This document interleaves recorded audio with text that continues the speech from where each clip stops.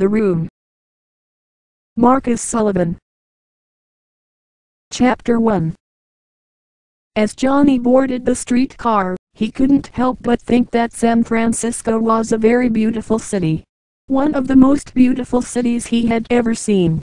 From the beautiful Golden Gate Bridge, to all the beautiful buildings, to all the townhouses and all the beautiful streets with beautiful streetcars like the one he was on right now. Yes, San Francisco was a beautiful city. But not as beautiful as the woman he was going to see. Lisa was the woman he was going to see. And she was Johnny's future wife. Johnny himself was quite the looker, all of 6 feet of pure muscle, long black hair and the skin of an eroded marble statue. But Lisa, even he hardly deserved her. She was intensely beautiful. More than that, though, he trusted her deeply, knowing that she could never betray him. He had just come from the dress shop, where he had bought her a red dress. He imagined she would look beautiful in it, so he bought it for her right away. Anything for my girl, thought Johnny. Finally, the streetcar pulled up to his apartment complex. All of his friends and family lived there. His future wife, Lisa. Denny. Mark, his best friend. Everyone. He approached the door, took a moment to compose himself, then entered.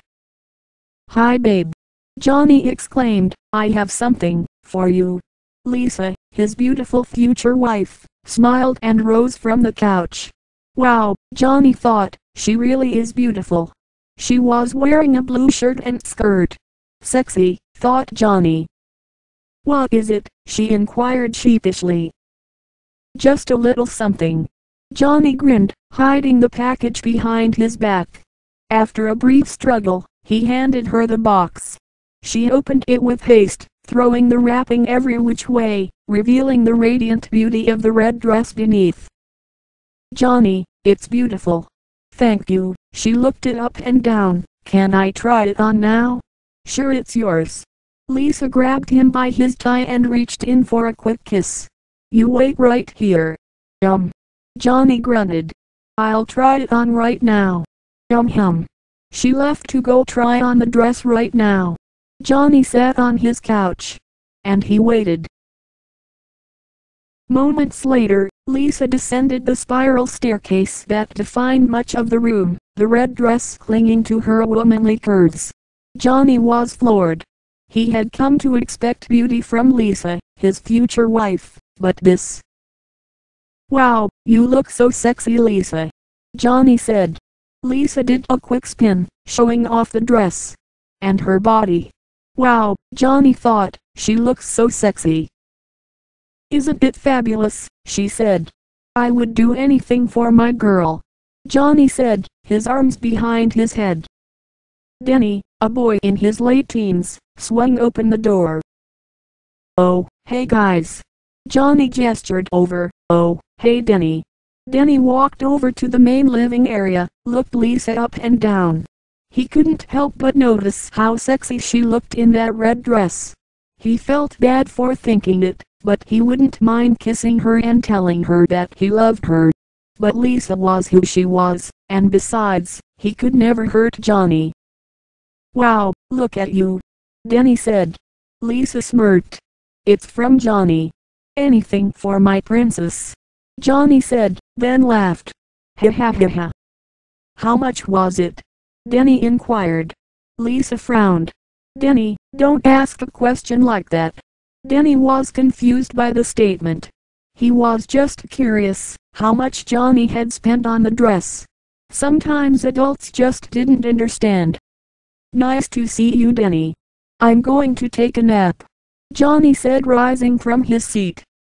"Can I go upstairs too?" asked Denny. Johnny simply laughed. "Ha ha ha ha." "Denny, I think I'm going to join him," Lisa said. "Ha ha ha ha ha." Johnny laughed. The two made their way up the stairs, leaving Denny alone.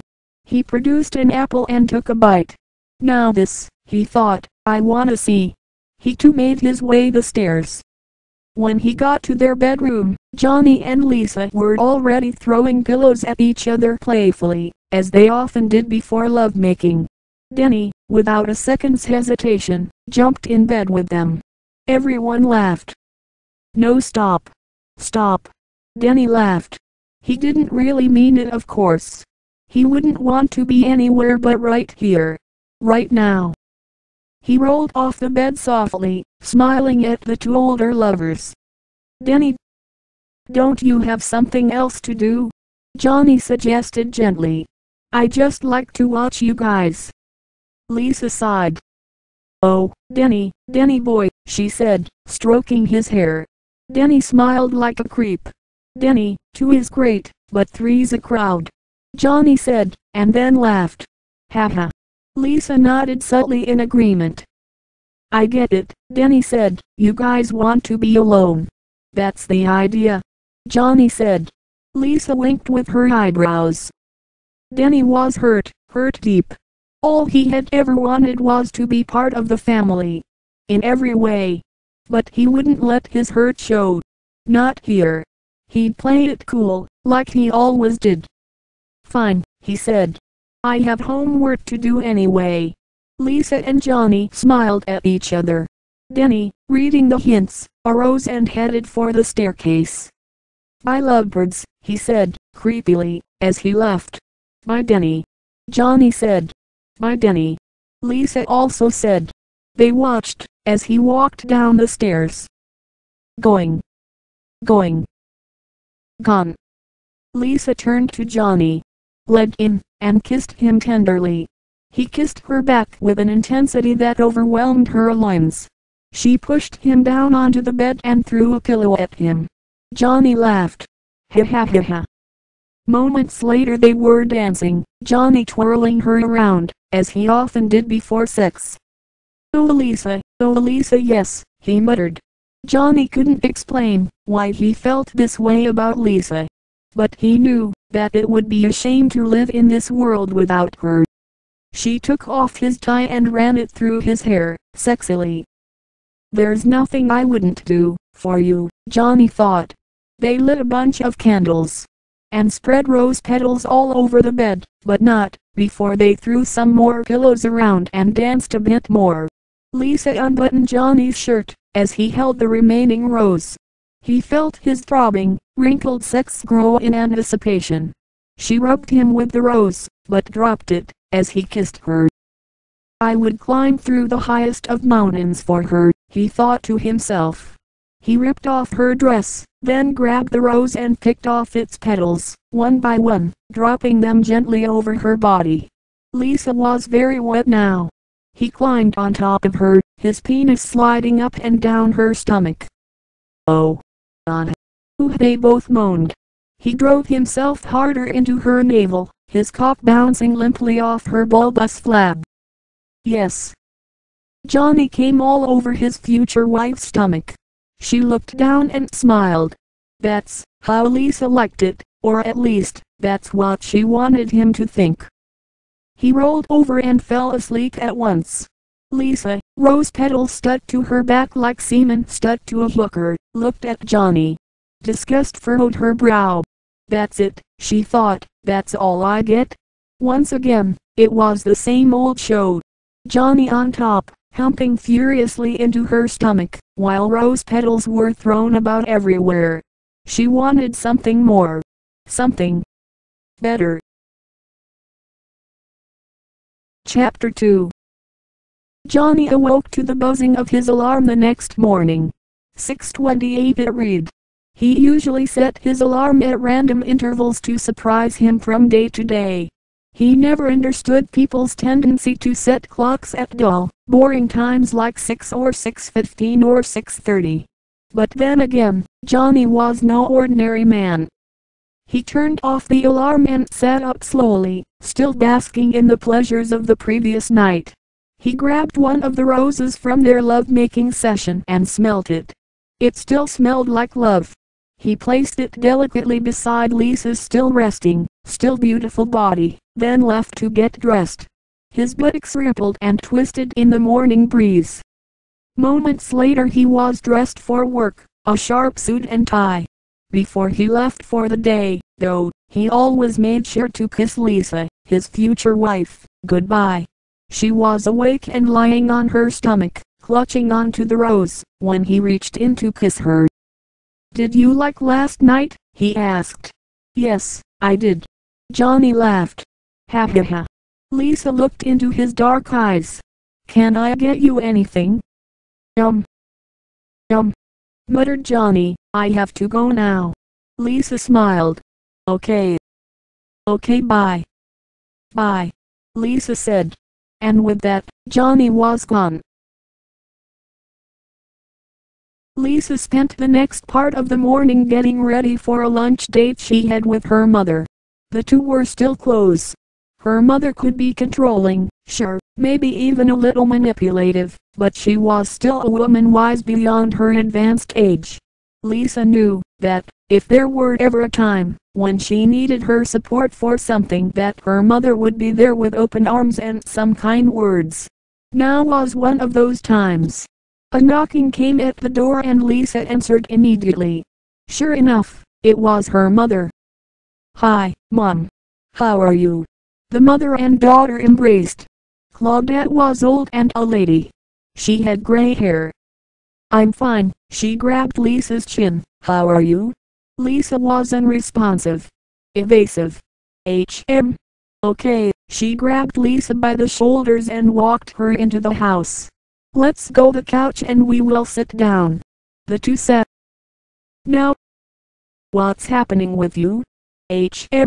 "Nothing much. Do you want some coffee?" Claudette ignored the small talk. "What's wrong? Tell me." "I'm not feeling good today." "Oh, why not?" Lisa went for it. "I don't love him anymore." Without missing a beat, Claudette replied. "Why don't you love him anymore? Tell me." She had been expecting this for a while. "He's so boring." "Well, you've known him for over 5 years. You're engaged. You said you loved him. He supports you. He provides for you, and darling, you can't support yourself." Claudette knew more than most that, because she was a woman, Lisa could not do anything on her own. Lisa grimaced. "He's a wonderful man and he loves you very much." Claudette leaned in and patted Lisa on the legs. "And his position is very secure. And he told me he plans to buy you a house. That's why he's so boring." Lisa retorted. "Well, what are you going to do?" "I don't know." Lisa smiled, bitchily. "I don't mind living with him." "Well, you can't do that. Have you talked to him about it?" Lisa frowned. "No. I don't know what to do." Claudette, however, did. "Well, he's a wonderful person. And he's getting a promotion very soon. Now he bought you a car, he bought you a ring, clothes, whatever you wanted. Now you want to dump him. That's not right. I've always thought of him as my son-in-law." If there was one thing Claudette hated, it was change. If there was two things, it was change and women. Women couldn't accomplish anything on their own. Not without a man they couldn't. "You should marry Johnny, he would be good for you." "I guess you're right about that," Lisa conceded. "Well, of course I'm right. I know men. I wasn't born yesterday. I'm glad you're listening to your mother. Nobody else listens to me." Lisa grinned. "You're probably right about that, Mom." Lisa, despite enjoying her mother's company, knew that most people hated her a lot. "Well, I'm glad you're listening to your mother." She rose from her seat. "Listen, I've got to go. But you remember what I told you, okay?" Lisa said nothing. Bye now." And with that, Claudette was gone. Lisa shook her head. "Thanks, Mom."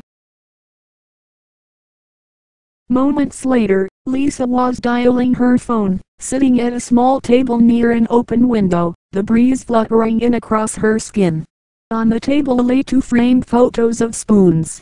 Johnny was a huge fan of cutlery. Forks, knives, certain variety of chopsticks. Spoons, however, tickled his utensil fancy most of all.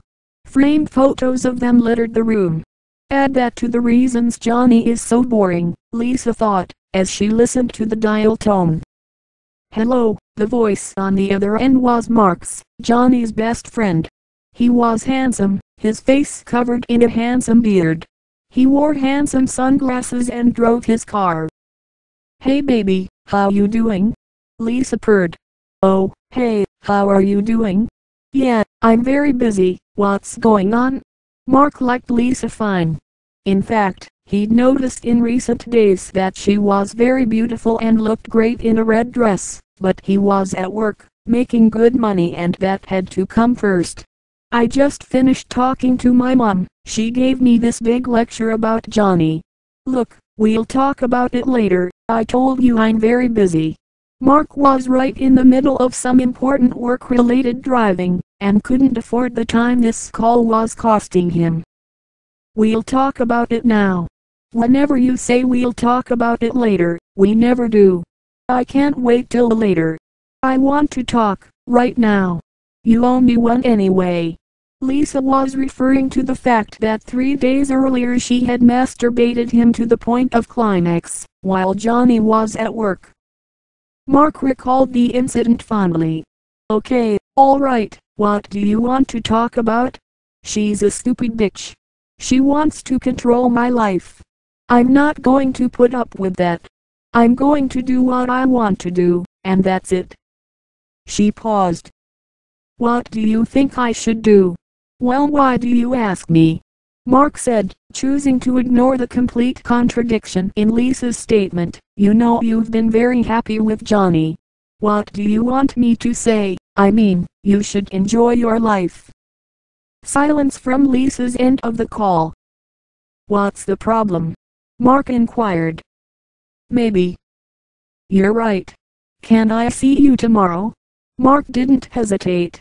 Okay, all right. How about noon? I'll be waiting for you. Bye. Lisa seduced. All right, see ya. Mark hung up the phone immediately. Back to work. Lisa put the receiver down.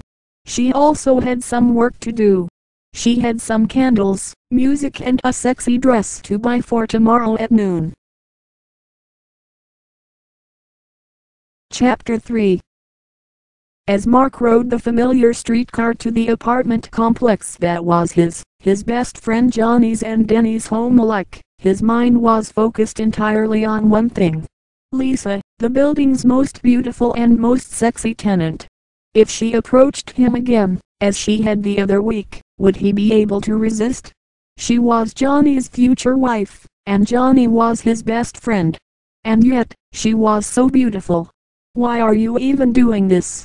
He thought on his way up to the door. What good can it lead to? It was too late for second guessing. He had already rang the doorbell. Lisa opened the door almost instantly. There she was. Beautiful blonde hair bouncing off her tiny shoulders, her smile welcoming and yet erotic. She was wearing a very sexy black blouse and dress. He smiled back, his beard very handsome.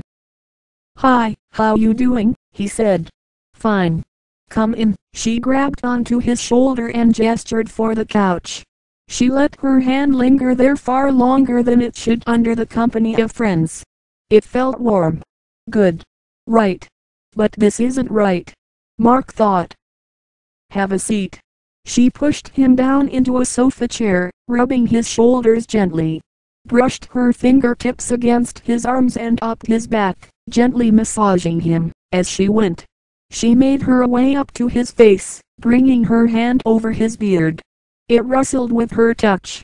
Mark could already feel his other best friend throbbing with anticipation. Lisa moved off, poured to drink. Bending over, just so, as she did it, she turned around and handed Mark a glass. Her fingers touched his, and they scraped together audibly. Mark's cock was pulsating with want now, and he hated himself for it. Thank you, he said. Lisa looked down at her blouse, began to unfasten it. It's hot in here, she sighed. Do you mind? No. He certainly did not. She threw away her covering and let it fall limply onto the floor. Only a skimpy black dress remained. Mark swallowed hard. Of course, it was not the only thing that was hard. She fingered his arm gently. I wouldn't mind fingering her gently, Mark thought to himself. He looked up at her, embarrassed. I mean the candles, the music, the sexy dress. I mean, what's going on here? He smiled. There weren't literally candles or music, and the dress itself wasn't all that sexy, but he was speaking rhetorically. He knew what was going on. It sometimes paid to play dumb. Lisa smiled, then sat on his lap, creeping her way closer and closer to his crotch.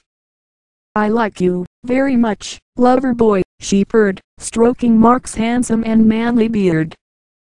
What are you doing this for? Mark asked, playfully. What's the matter?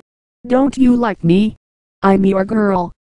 Mark looked away in shame. After a moment, he took her hand and moved it away from his face. It didn't matter how much he wanted it. It was wrong. Johnny was, and always would be, his best friend. Johnny's my best friend. All right, you're going to be married next month. Come on. Lisa put down her wine, then grabbed Mark's face and beard, moving in closer than before. Forget about Johnny. This is between you and me. She stroked his beard over and over, harder and more sensual with every consecutive pat. She let her fingers stray slightly over his mouth. Mark grabbed her hand again, pushed her away. I don't think so, he said, making his way up from the couch. I'm leaving now. She grabbed him by his face and started stroking again. Please don't leave. Please don't leave, she pleaded. I need you. I love you. I don't want to get married anymore. I don't love Johnny. I dream about you. I need you to make love to me. She reached in to kiss him. Mark backed away, took her hands and held them together. I don't think so. He was going to go up to his apartment, jerk his mini Mark and forget this ever happened. Everything is going to be fine. I promise. Lisa stood, taking his hands and pulling him up. She took them both and wrapped them around her face. Despite his refutes, Mark didn't resist. She moved in, and their lips met. They kissed, passion rippling through their groins. Lisa moved off, took Mark by the hand and led him towards the stairs. Moments later they were kissing on the stairs, Lisa propped up on the steps and Mark advancing hard. She felt his hand move up her leg and thigh. She began to unbutton his shirt. They kissed. She kissed his beard. Oh, Mark moaned. She gently pushed off his shirt, sleeve by sleeve. She ran her hand up and down his muscular chest. Then they kissed on the stairs with his shirt off. Oh, Lisa. Mark groaned.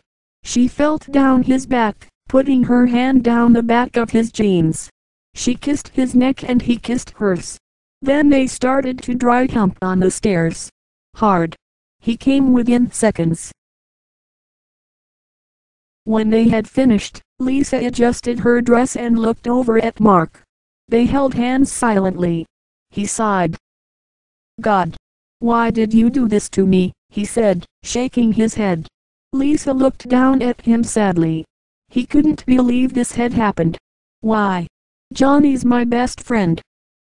Didn't you enjoy it? Lisa asked in disbelief. That's not the point. I love you, Mark. Mark looked away from her. Sometimes she could be dense as shit. Look, you're very attractive. All right, you're beautiful. But we can't do this anymore. I can't hurt Johnny. Lisa nodded. I know, he's your best friend. Johnny was Mark's best friend. Hey, Mark said, squeezing her hand. This'll be our secret. She reached in and kissed with a passion she hadn't felt for Johnny in years. Of course, it wouldn't be their secret for long. Chapter 4 Johnny pulled his white sedan into a park, directly in front of his favorite flower and gift store, Flowers and Gifts, its neon open sign glowing invitingly into the San Francisco day. Of course, for Johnny, flowers and gifts were often one and the same. He'd come here twice a week for the past 5 years, the entirety of his and Lisa's love affair, and he wasn't about to stop now. Johnny was nothing but kind to his girl. He strode into the familiar gift store, flower pots and cheap pink greeting cards littered about. He locked onto the storekeep whom he recognized instantly. Her hair styled in a short lesbian cut, she wore a tan-collared shirt and a stern expression. "Hi," he greeted. "Can I help you?" she replied, not looking up from her register. Johnny strode past a woman browsing through cards and up to the counter. "Yeah, can I have a dozen red roses please?" The shopkeep looked up. "Oh hi Johnny, I didn't know it was you." She rushed off to make his bouquet, and returned within seconds with his exact order. "This is why I come here so often," Johnny thought. She handed him the flowers. "Here you go. That's me. How much is it?" "It'll be $18. Johnny handed her a 20. "Here you go. Keep the change." He turned and pet the pug dog that was on the counter for some reason. "Hi doggy. You're my favorite customer," said the shopkeep, as Johnny exited the store. "Thanks a lot. Bye." "Bye-bye," she called back. And with the flowers safely at tow, Johnny ran out to his car, excited to surprise Lisa with another gift. Chapter 5. Yeah, delivery. Lisa was on the phone with the pizza store. They say the fastest way to a man's heart is through his stomach, and this was most often true with Johnny. Certainly the fastest way to her heart was through her stomach, in that she enjoyed Johnny dry humping it.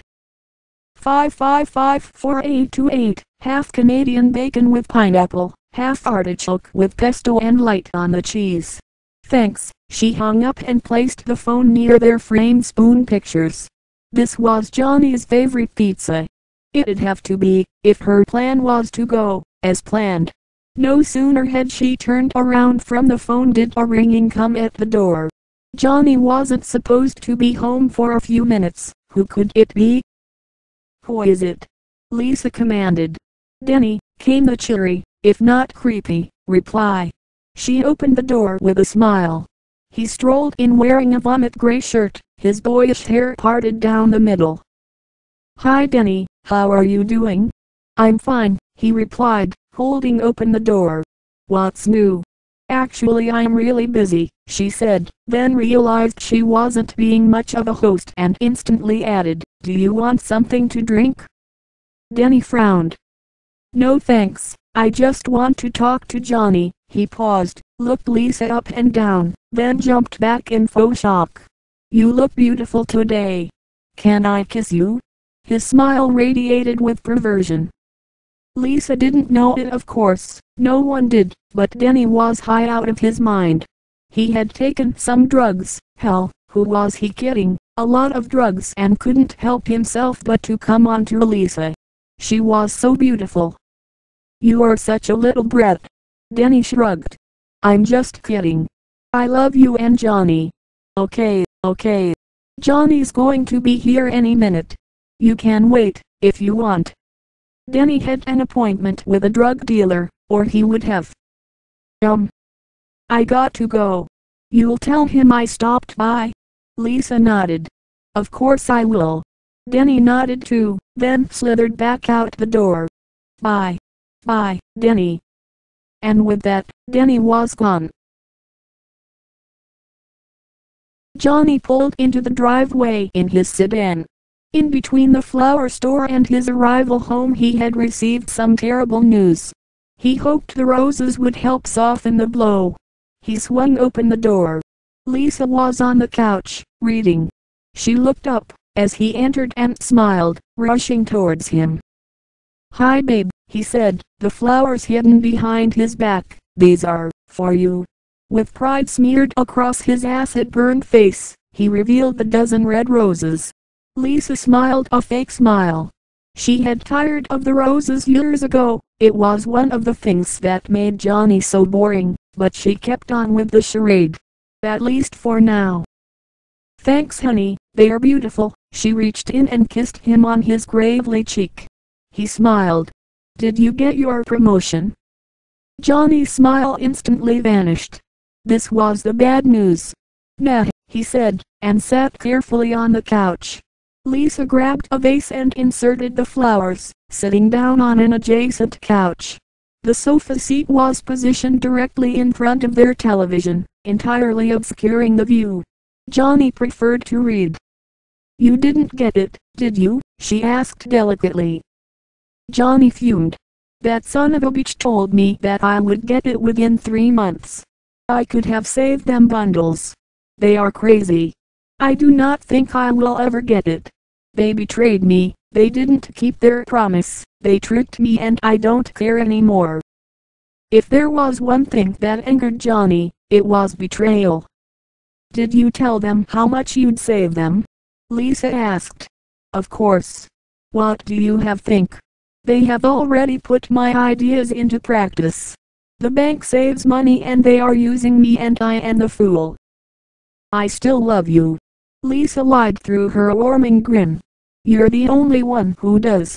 Lisa's warm face twisted into a sullen grimace. At least you have friends. I didn't get any calls today.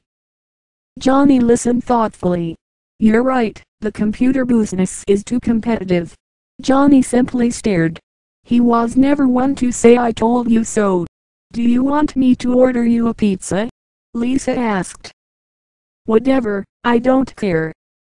I already ordered a pizza. Johnny laughed. Haha. You think about everything. Haha. But Lisa could tell something was still bothering him. His laugh didn't carry with it the joy it usually did. What's the matter? You alright? Johnny sighed wordlessly. It's just a lousy promotion. You know what you need? Johnny looked up, expectingly. You need a drink, she finished. But I don't drink. You know that. Johnny laughed. She must be joking. He had been sober for 5 years. Ever since what happened back in the home country. Lisa smiled. The pizza had arrived. So had the drinks. Despite Johnny's repeated denials, she knew she could get him to knock back a few, and here she was, 2 drinks of scotch in her hand, heading towards the couch, where Johnny sat happily eating his half Canadian bacon with pineapple, half artichoke with pesto and light on the cheese pizza. She put down 1 glass, then another, then poured straight up vodka into both. Johnny watched her do it with a sense of detached worry. Lisa grabbed her glass and handed Johnny his. He stared at it. Liquid death. The devil's seductive sauce. Could he do this? Could he go down this path again? After all that had happened last time. Don't worry about it. It's good for you, Lisa assured him. Johnny put the drink down. You must be crazy. I can't drink this. She put hers down too, then grabbed Johnny's and wrapped his hands back around it. If you'll love me, you'll drink this, she whispered seductively. Well, he loved her. So what else could he do? He took a sip. He giggled, as the golden fluid seared down his throat. You're right, it tastes good. I know, I am right. Don't worry about those fuckers. You're a great man. Of course, this was a lie. Although Lisa did consider Johnny a great man, she also considered him a fucker. A boring fucker. Drink and let's have some fun, she said, and clanked her glass to Johnny's. He smiled and shook his head, then downed another sip of the yellow poison. Within minutes, they were both drunk and laughing. They stood together pounding down the shots, Johnny's tie wrapped drunkenly around Lisa's forehead. She fell onto a nearby couch and laughed as Johnny chugged. He finished his drink then carelessly dropped the glass, smashing it to pieces. They laughed, Johnny grabbed at his hair. You have nice legs, Lisa. Ha ha ha. You have nice pecs. Lisa giggled. Ha ha ha ha. Johnny bellowed. I'm tired, I'm wasted. I love you, darling. Lisa grinned. Come on, make love to me. Johnny moaned tiredly. He was too drunk to say hi to his doggy tonight. Come on. You owe me one. Lisa was referring to the fact that 3 days earlier she had masturbated him to the point of climax. Johnny sighed and let Lisa pull him down onto the couch. She put his arm around her. I love you, Lisa. She laughed. I love you, Johnny. Then tore open his shirt. Ha ha. Johnny chuckled. She pulled him close, and they began to devour each other's mouths. Johnny moaned softly. They lit a bunch of candles and spread rose petals all over the bed. Johnny felt his throbbing, wrinkled sex grow in anticipation. She rubbed him with the rose, but dropped it as he kissed her. He ripped off her dress, then grabbed the rose and picked off its petals, one by one, dropping them gently over her body. Lisa was very wet now. He climbed on top of her, his penis sliding up and down her stomach. Oh. They both moaned. He drove himself harder into her navel, his cock bouncing limply off her bulbous flab. Yes. Johnny came all over his future wife's stomach. She looked down and smiled. That's how Lisa liked it. Or at least, that's what she wanted him to think. He rolled over and fell asleep at once. Chapter 6. So I'm organizing a party for Johnny's birthday. Can you come? Lisa was once again meeting with her mother, and this time she was trying to steer the subject away from her marital issues. At least for the time being, anyways. When is it? Claudette replied with enthusiasm. Next Friday at 6. It's a surprise. Oh. You can bring somebody, if you want. Claudette hadn't had a date in years. She simply didn't trust people. Oh sure, I'll come. But I don't know if I'll bring anybody. Her admission of loneliness reminded her of a recent incident. Oh. That jerk Harold. He wants me to give a share of my house. Lisa took a patient sip of coffee. Here we go again. That house belongs to me, she whined. He has no right. I'm not giving him a penny. Who does he think he is? Lisa rolled her eyes. It had been like this since she was a girl. Her mother always had some complaint, some issue with someone, and the stories usually fell on her. He's your brother, Lisa pointed out. He's always bugging me about my house. 15 years ago, we agreed that house belongs to me. Now the value of the house is going up and he's seeing dollar signs. Claudette leaned back with her coffee mug in hand. She took a deep breath. Now was the time to tell her. Everything goes wrong at once. Nobody wants to help me, and I'm dying. Lisa shook her head. Classic mom exaggerations. You're not dying, Mom. Claudette swallowed another sip, then said matter-of-factly, I got the results of the test back. I definitely have breast cancer. Look, don't worry about it, everything will be fine. Lisa comforted, but now it was Claudette's turn to roll her eyes. Lisa might not take this seriously, but then again, Lisa wasn't the one dying with breast cancer. They're curing lots of people every day, Lisa added casually. I'm sure I'll be all right. Claudette agreed, and then quickly changed topics. Oh. I hear Edward is talking about me. He is a hateful man. She shivered even just talking about it. I'm so glad I divorced him. Look, don't worry about it, Lisa repeated. You just concentrate on getting well. Well, at least you have a good man. Lisa abruptly put down her cup. You're wrong. Her voice was full of disdain.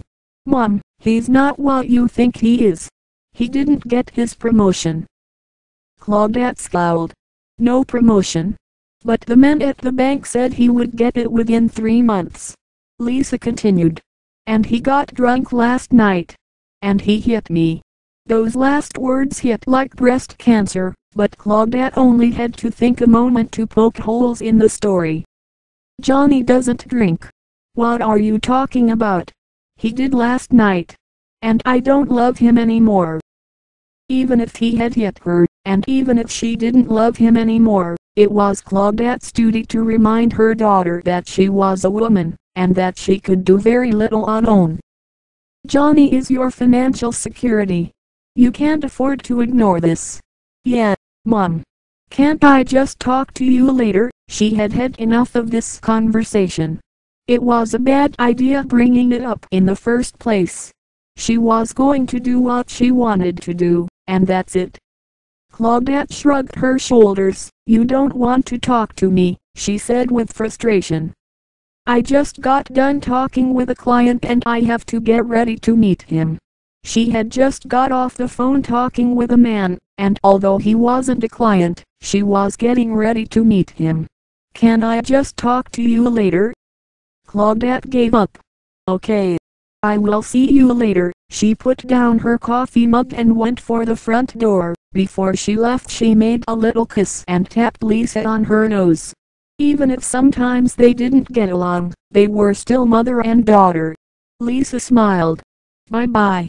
She walked out and closed the door behind her. And with that, Claudette was gone. Chapter 7. Michelle and Mike crept sexily into Elisa and Johnny's apartment. Tip-topping, Michelle carried a book in case they were caught. AUST doing homework, they would say.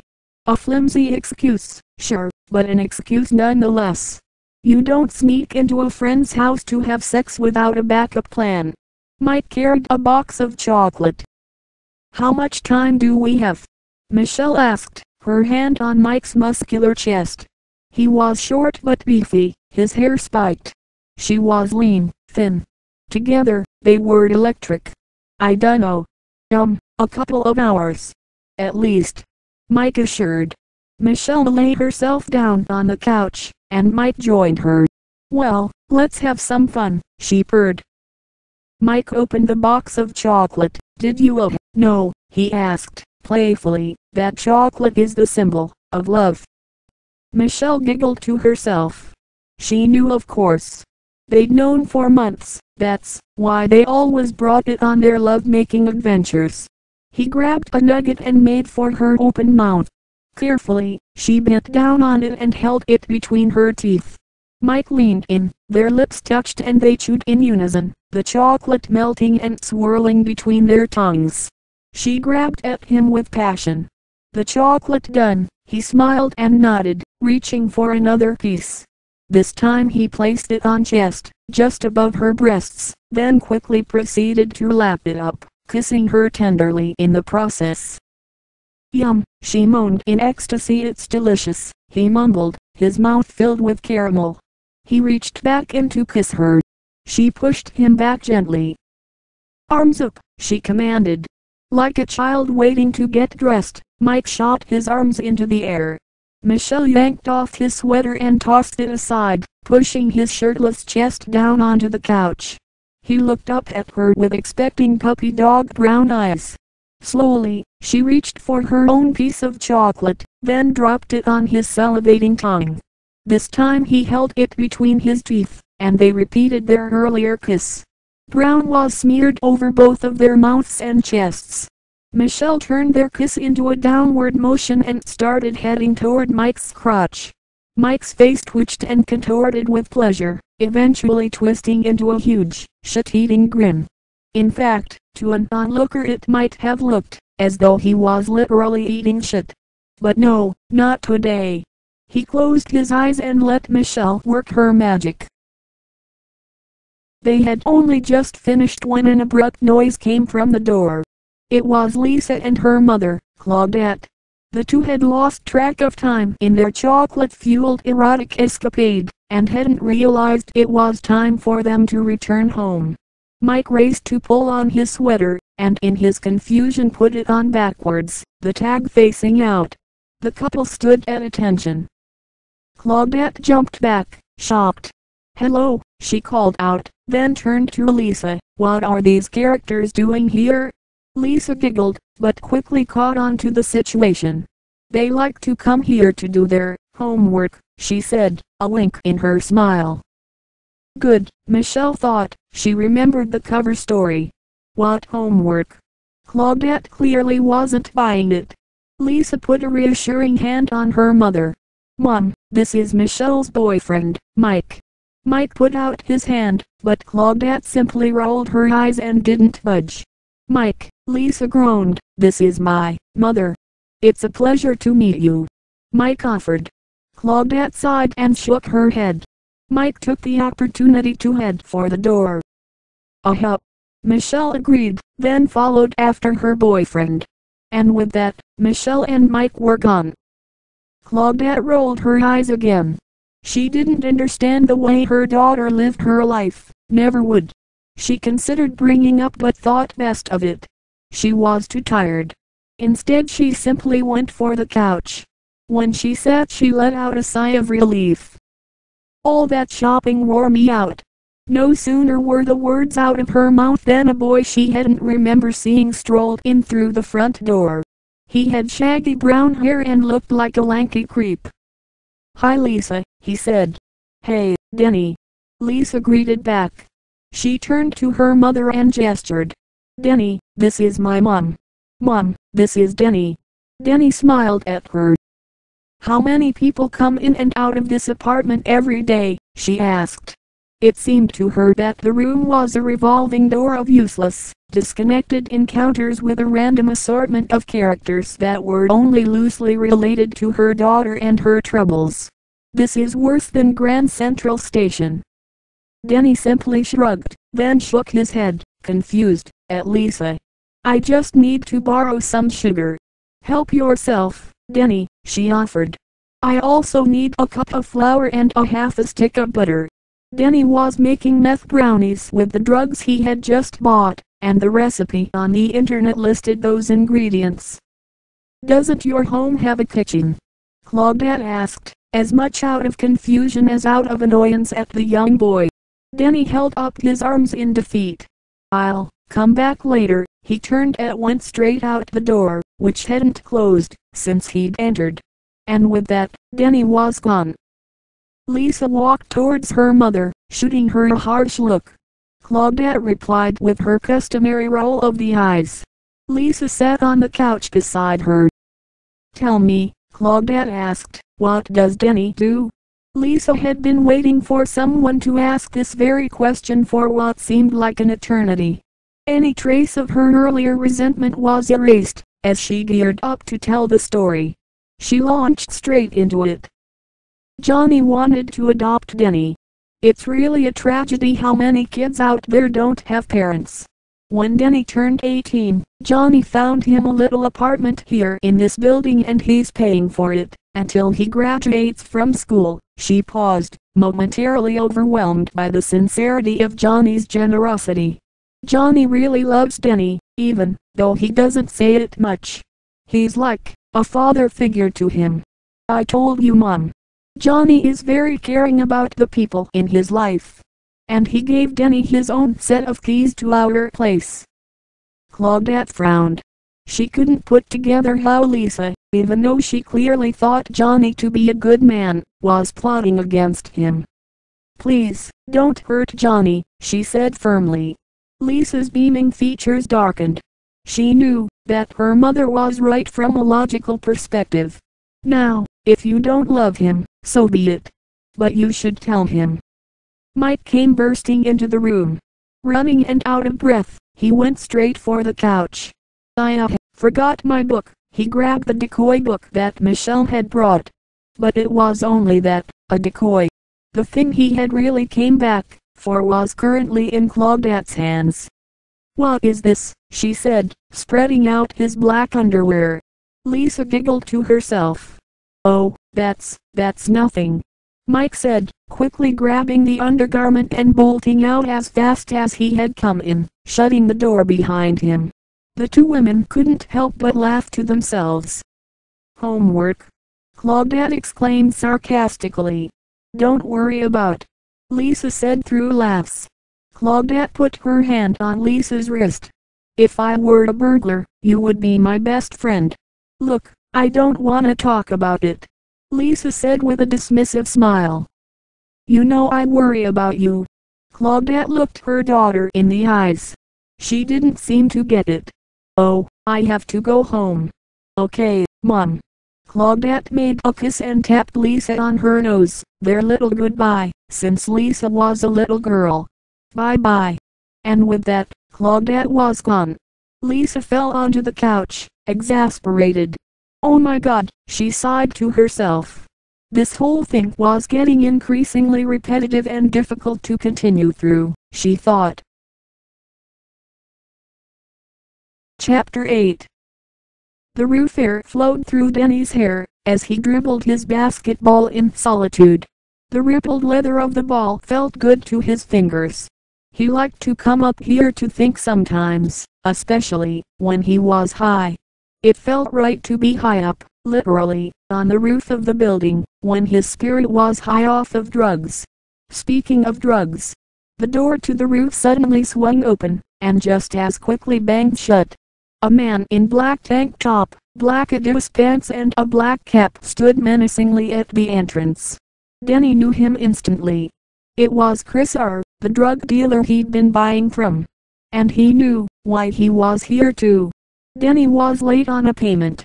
Chris R. strode towards him. Denny grabbed the basketball and stared him straight in the eye. For a long time neither of them said anything. After a few moments, Chris R. spoke up first.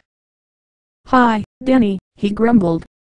Chris R. I've been looking for you, Denny said, a smile stretched nervously across his face. Yeah, sure you have. Chris R. took a step forward and grabbed the basketball, snatching it from Denny's sweating hands. You have my money, right? Yeah, it's coming. It'll be here in a few minutes. Denny fumbled. Of course, there was no money, and even if there was, he wasn't sure how it would arrive within a few minutes. But Chris R. didn't know that. Or at least, Denny hoped he didn't. Chris R. dropped the basketball and it dribbled away, each bounce a harbinger of Denny's oncoming doom. What do you mean it's coming, Denny? He leaned forward, his face inches from Denny's. Where's my money, Denny? Okay, just give me 5 minutes. Maybe, if he could find Johnny and ask to borrow some money again. Just give me 5. Chris R. leaned back and pretended to consider it. But he'd waited long enough. 5 minutes? You want 5 fucking minutes, Denny? You know what? I've got 5 fucking minutes. He ripped a gun from his pants, grabbed Denny by his neck and shoved him to the floor. He pushed the cold, hard steel of the pistol into Denny's shaggy hair. I'm going to ask you again, Denny. Where's my money? He tightened his grip on the boy's neck. Tears welled up and dripped from Denny's eyes. I don't have anything, he choked out. Where's my money, Denny? Chris R. repeated, where's my fucking money, Denny? Denny could only cry. Like a bitch. What did you do with my fucking money, Denny? Chris R. shouted. I swear to God it's coming. Denny pleaded. Chris R. jammed the gun into Denny's temple. Where's my fucking money, Denny? He screamed again, over and over. The door to the roof swung open and Johnny and Mark came flooding out, shock hitting them hard. They ran towards the confrontation, traversing the length of the roof within seconds. They grabbed at Chris R., pulling him off and away. Denny crawled back. Mark grabbed Chris R.'s gun and pointed it at the drug dealer, holding back his left arm, while Johnny held his right. The man struggled, yelling, screaming at Denny. You're fucking dead, Denny, he spat. Shut up, Mark retorted. What's going on? Oh, somebody help. It was Lisa screaming, her and her mother having randomly appeared at the door as well. Mark and Johnny dragged the drug dealer towards the door, while the women ran out to Denny. Let's get him to the police, Johnny offered, and he and Mark disappeared back into the building. You're fucking dead, Chris R. yelled out, as he sunk into the darkness. Denny was leaning off the building, tears streaming down his boyish face when Lisa and Claudette reached him. Lisa took him by the shoulders and faced him towards her, shaking the creep frantically in her arms. "Denny, are you okay? What did that man want from you?" She pulled him away from the wall. "Nothing," he said. "Oh, that was not nothing," Claudette chimed in. "Tell me everything." Lisa was crying now. This boy was like a son to her. "You have no idea what kind of trouble you're in here, do you?" Claudette lectured. "I owe him some money," Denny admitted. Claudette started to say something but then stopped herself. "What kind of money?" "I owe him some money," Denny admitted. "What kind of money?" "Everything is okay. He's gone." "Everything is not okay. Denny, that is a dangerous man." Claudette had seen too many people murdered by drug dealers in her lifetime to let her family, and that's what Denny was now, whether she liked it or not, be involved with them. "Calm down. He's going to jail." "Denny, what kind of money? Just tell me." Lisa was incredibly concerned as to the exact amount. "What do you need money for?"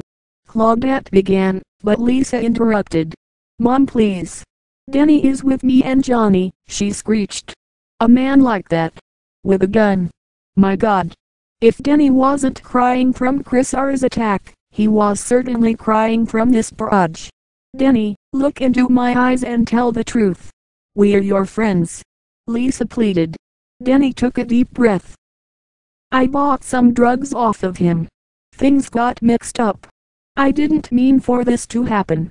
Claudette rolled her eyes in disbelief. Lisa broke down into a solid stream of tears. "Denny," she choked out. "I don't have them anymore." "What kind of drugs, Denny?" Lisa sobbed. "It doesn't matter, I don't have them anymore." "It doesn't matter?"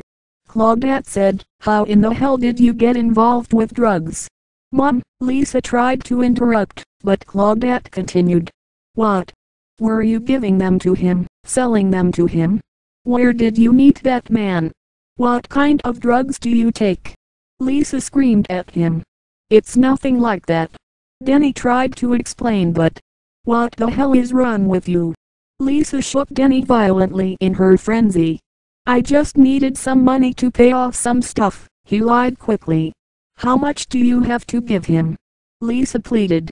"This is not the way you make money," Claudette piped in. "How much?" Denny broke out into tears again. "Stop ganging up on me." "Well, it is time somebody ganged up on you. A man like that. Where in the hell did you meet a man like that?" "It doesn't matter," Denny repeated for what felt like the 100th time. This was an infuriatingly useless and repetitive conversation, and Denny was quickly wishing that Chris R had just shot him in the head, so that he wouldn't have had to endure it. "It matters a great deal. A man holds a gun on you. You almost got killed and you expect me to forget that happened." Denny couldn't take this from her anymore. "You're not my fucking mother," he shot back. "You listen to me, boy." She grabbed his sweater and yanked at him. Lisa hugged him, bringing his head to her chest and sobbing for her mother to stop, but Claudette couldn't be contained. "Somebody better do something around here." Claudette threw his hand down violently and stepped back. Lisa cradled Denny's head, stroking his oily hair, as they wept together. "It's okay," she whispered. The door swung open again and Johnny and Mark returned. Chris R wasn't with them, so Denny could only assume they had managed to successfully get him to the police, explain what had happened and gotten him sent straight to jail. In few minutes they had been talking. "Are you okay, Denny?" Johnny asked urgently, holding Denny around the shoulders. "I'm okay," he said. "Are you okay?" Johnny repeated. "I'm okay." "What's okay?" "He's taking drugs," Claudette hissed. Johnny held Denny's head to his chest, while Mark held Claudette back. "Come on, stop," he commanded. "It was a mistake." "A mistake? That he takes drugs?" Claudette threw up her hands and shook her head. "No one was taking this seriously." Come on, let's go home," Johnny said. Mark agreed. "Yeah, come on, it's clear." "What's clear?" Claudette wasn't even sure what that sentence meant in this context. "I am going to call the police." "Mom, stop. It was Denny's mistake. Just stop." "Okay." Claudette turned her head in disgust. Mark pushed her towards the exit. "Let's go." Johnny lifted his hand off of Denny's shoulder. "Why did you do this? You know better, right?" "Why? I'm sorry," Denny whined. "You know better, Denny. You almost got killed." "I'm sorry." It was more genuine this time. Johnny could tell he meant it. "It won't happen again, I promise." Johnny frowned, and pulled Denny's head once more to his chest. "Denny, you know that Johnny is like your father. And we're your friends, we're going to help you," Lisa said, sounding very much like Mother herself. Johnny pulled at Denny's hair and looked as though he was having an orgasm. And, in a way, he was. An orgasm of relief. Despite his parental objections, he was glad Denny was okay. And now that this was done, he would never bring it up in any way ever again. Johnny was going to make sure that this incident didn't affect anything in their lives and was totally forgotten by everyone involved. "Let's go home," Johnny said. He extended his arm over Lisa too, and the three of them went for the door. And with that, the plot about Denny having drug problems was gone. Chapter 9. "I miss you." Lisa's voice came through Mark's receiver. After the affair with Denny had wrapped itself up, Mark had returned to his apartment and lit a few candles to calm down. No sooner had he laid his head upon his pillow did a ringing come from his portable phone. "I just saw you." "What are you talking about?" Mark's voice stung with annoyance. "I just wanted to hear your sexy voice. I keep thinking about your strong hands around my body. It excites me so much. I love you." Mark couldn't deny that he liked the sound of her sexy voice. And his hands around her body. Well, it excited him too, and he couldn't help it. But before he could get too excited, his mind snapped back to his best friend. "Is Johnny there?" he asked. "He's in the shower." He fought back another wave of attraction. "God, I don't understand you. Why do you do things like this?" His hands clamped hard onto the phone. "Because I love you. You just don't care, do you?" "I do care," Mark assured, "but we agreed, it's over between us. I understand, it's our secret. But I still have feelings for you. You just don't care." Mark sighed audibly. "God, I do care. I have to go now," Lisa said. "I'll see you later, darling." "Don't call me that." "Okay," she said, not believing it for a second. "Bye." Mark slammed down the phone before she had chance to hang up herself. This was never going to end, was it? The next day Mark went up to the roof to clear his head. He was relaxing on one of the chairs they kept up there, football in hand, when Johnny came in through the door, muttering to himself and holding a water bottle. "I did not hit her." "It's not true. It's bullshit." "I did not hit her." He threw down the water bottle. "I did not." He turned and noticed Mark, sitting quietly on the roof. "Oh, hi Mark." "Oh, hey Johnny. What's up?" Johnny made his way to the adjacent chair beside Mark. "I have a problem with Lisa. She said that I hit her," he said. Mark gasped. "What?" "Well, did you?" "No, it's not true, don't even ask." Johnny paused a moment. He considered the subject closed. "What's new with you?" "Well, I'm just sitting up here thinking, you know." That much was true.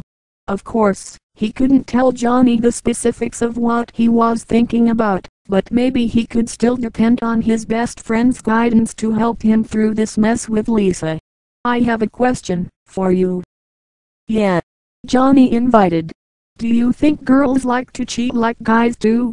Johnny titled his head with reserved curiosity. and, Mark thought, maybe even a hint of suspicion. He hoped that was just his imagination. He stood up and leaned against the brick ledge. I don't know. I'm just thinking. Johnny looked off into the San Francisco skyline. I don't have to worry about that, he said innocently, because Lisa is loyal to me. Mark frowned inwardly at the bitter dramatic irony of his words. Yeah man, you never know. People are very strange these days. Johnny sat with his hands behind his head, listening. It's true, people were strange these days. Denny was living, breathing proof of that, he thought. Mark continued. I used to know this girl. She had a dozen guys. His eyes went distant, as he thought back to the girl. He, of course, had been one of the dirty dozen. He wasn't proud of it. Mark, despite his best efforts, just always ended up as the other man. His attention returned to Johnny. One of them found out about it, beat her up so bad she ended up in a hospital on Guerrero Street. Johnny threw his hands up and laughed. Ha ha ha. What a story, Mark. The thought of an adulterous woman getting what she deserved amused him. He stood to join Mark. Yeah, you could say that again, Mark said sternly. If Johnny should find out of his betrayal, would he go after Lisa? With a reaction like that? Johnny leaned up against the side of the ledge next to Mark. He put his hand on the younger man's shoulder. All this talk of betrayal, he was relieved that he'd never have to worry about such things, surrounded, as he was, with people whom he loved and trusted. I'm so glad that I have you as my best friend, and I love Lisa so much. Yeah, man, Mark replied, you are very lucky. Well, maybe you should have a girl, Mark, Johnny suggested gently. Once again, the irony of Johnny's words struck deep, inspiring a stabbing guilt in Mark that was getting harder and harder to suppress. Yeah, maybe you're right. Holding the football, he took a few steps towards the other ledge of the roof. Maybe I have one already. I don't know yet. Well, what happened? Remember Betty, that's her name? Betty? Yeah, we don't see each other anymore. You know, she wasn't any good in bed. She was beautiful, but we had too many arguments. God, Mark's thoughts turned again to Lisa. What is it with me and dating beautiful women who aren't any good in bed and with whom I argue so much? That's too bad. My Lisa is great, when I can get it, Johnny said. Sure, if you consider dry humping on the stairs great, Mark thought, then sat down again with the football. Oh, man.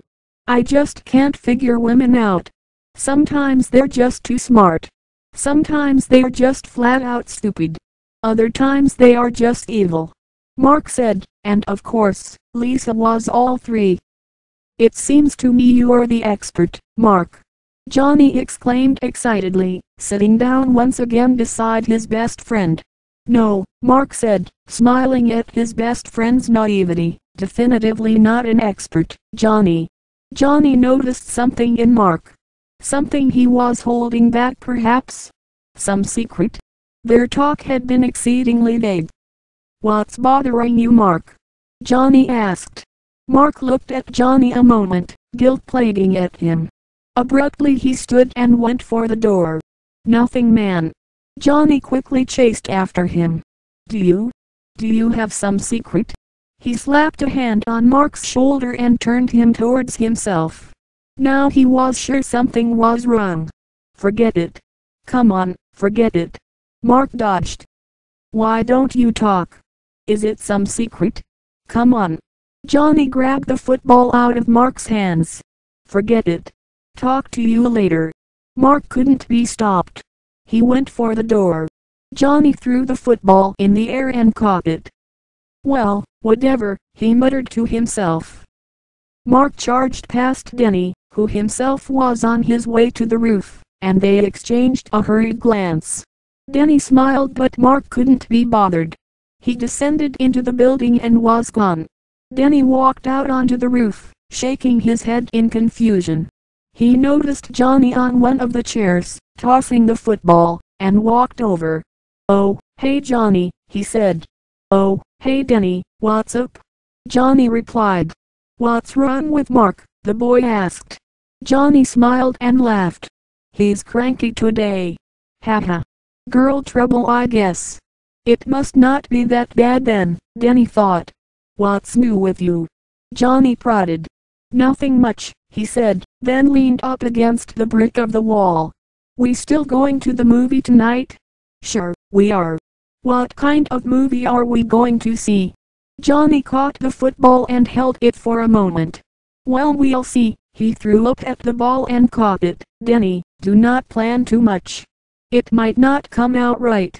Johnny was always filled with wisdom like that, and Denny was happy to have him as his father figure. "All right. Let's toss the ball around," Denny said with a smile. Johnny stood up and tossed him the pigskin. "Okay." Denny caught it and ran his fingers over the stitching, contemplating. "I got to tell you about something," he said after a moment. Johnny held open his hands and Denny threw him the ball back. He caught it. "Shoot Denny," he said, then tossed the ball back again. Denny caught it. "It's about Lisa." Suddenly, the ball wasn't being tossed anymore. Johnny leaned back and focused his attention, not harsh, but serious suddenly at the mention of his future wife. "Go on." "She's beautiful. She looks great in a red dress. I think I'm in love with her." He paused to gauge Johnny's reaction. It was unchanged. "Go on," Johnny offered. If he was upset, he wasn't showing it. "I know she doesn't like me, because sometimes she's mean to me, but sometimes, when I'm around her, I feel like I want to kiss her and tell her that I love her. I dunno, I'm just confused." To Denny's surprise, Johnny smiled. "Denny, don't worry about that. Lisa loves you too. As a person, as a human being, as a friend. You know, people don't need to say it. They can feel it." Denny stumbled into one of the chairs. "What do you mean?" Johnny sat down too. "You can love someone deep inside your heart and there is nothing wrong with it." Denny listened attentively. Johnny was leaning back in his chair, hands behind his head. If a lot of people love each other, his words echoed with meaning, the world would be a better place to live. Denny shook his head. "But Lisa is your future wife." "Denny, don't worry about it. You are part of our family, and we love you very much. And we'll help you anytime. And Lisa loves you too. As a friend. You are sort of like her son." Denny stood in surprise. "You mean, you're not upset with me?" "No, because I trust you and I trust Lisa." The irony of his words were lost on Denny. "What about Elizabeth, huh?" Johnny asked. Denny smiled sheepishly. "Well, I love her." Johnny nodded his head. "When I graduate from college, get a good job," Denny continued, "I want to marry her and have kids with her." "That's the idea," Johnny said, walking towards the boy. "You're right." Johnny came right up next to Denny, and Denny used the moment to thank Johnny once again. "Thanks for paying my tuition." Johnny put a fatherly figure hand on Denny's shoulder and started walking him to the door. "You're very welcome, Denny, and keep in mind, if you ever have any problems, talk to me and I will help you," he said. Denny smiled again. "Awesome. Thanks, Johnny. Let's go eat, huh?" Johnny said. "Come on, let's go." The father figure and son figure went for the door, laughing all the way. Chapter 10. Michelle lay on Lisa's couch, her hand wrapped around a cold glass of red wine. It was just her and Lisa this time, no Mike. "So, how's Johnny?" she asked. "He didn't get his promotion," Lisa replied, and dread crept into her voice. Michelle grimaced. She knew how important that promotion had been to him. "Oh, is he disappointed?" she said. "Quite a bit." Lisa's tone was cold as steel. "He got drunk last night, and he hit me." Michelle nearly spat out her wine. "He hit you?" Johnny didn't even drink last time she checked. Not after what happened to him in his home country. And domestic violence, she didn't think he had it in him. He didn't know what he was doing, Lisa said. Michelle looked her friend up and down for bruises. Are you okay? Well, I don't want to marry him anymore. What? Michelle nearly spat out her wine again.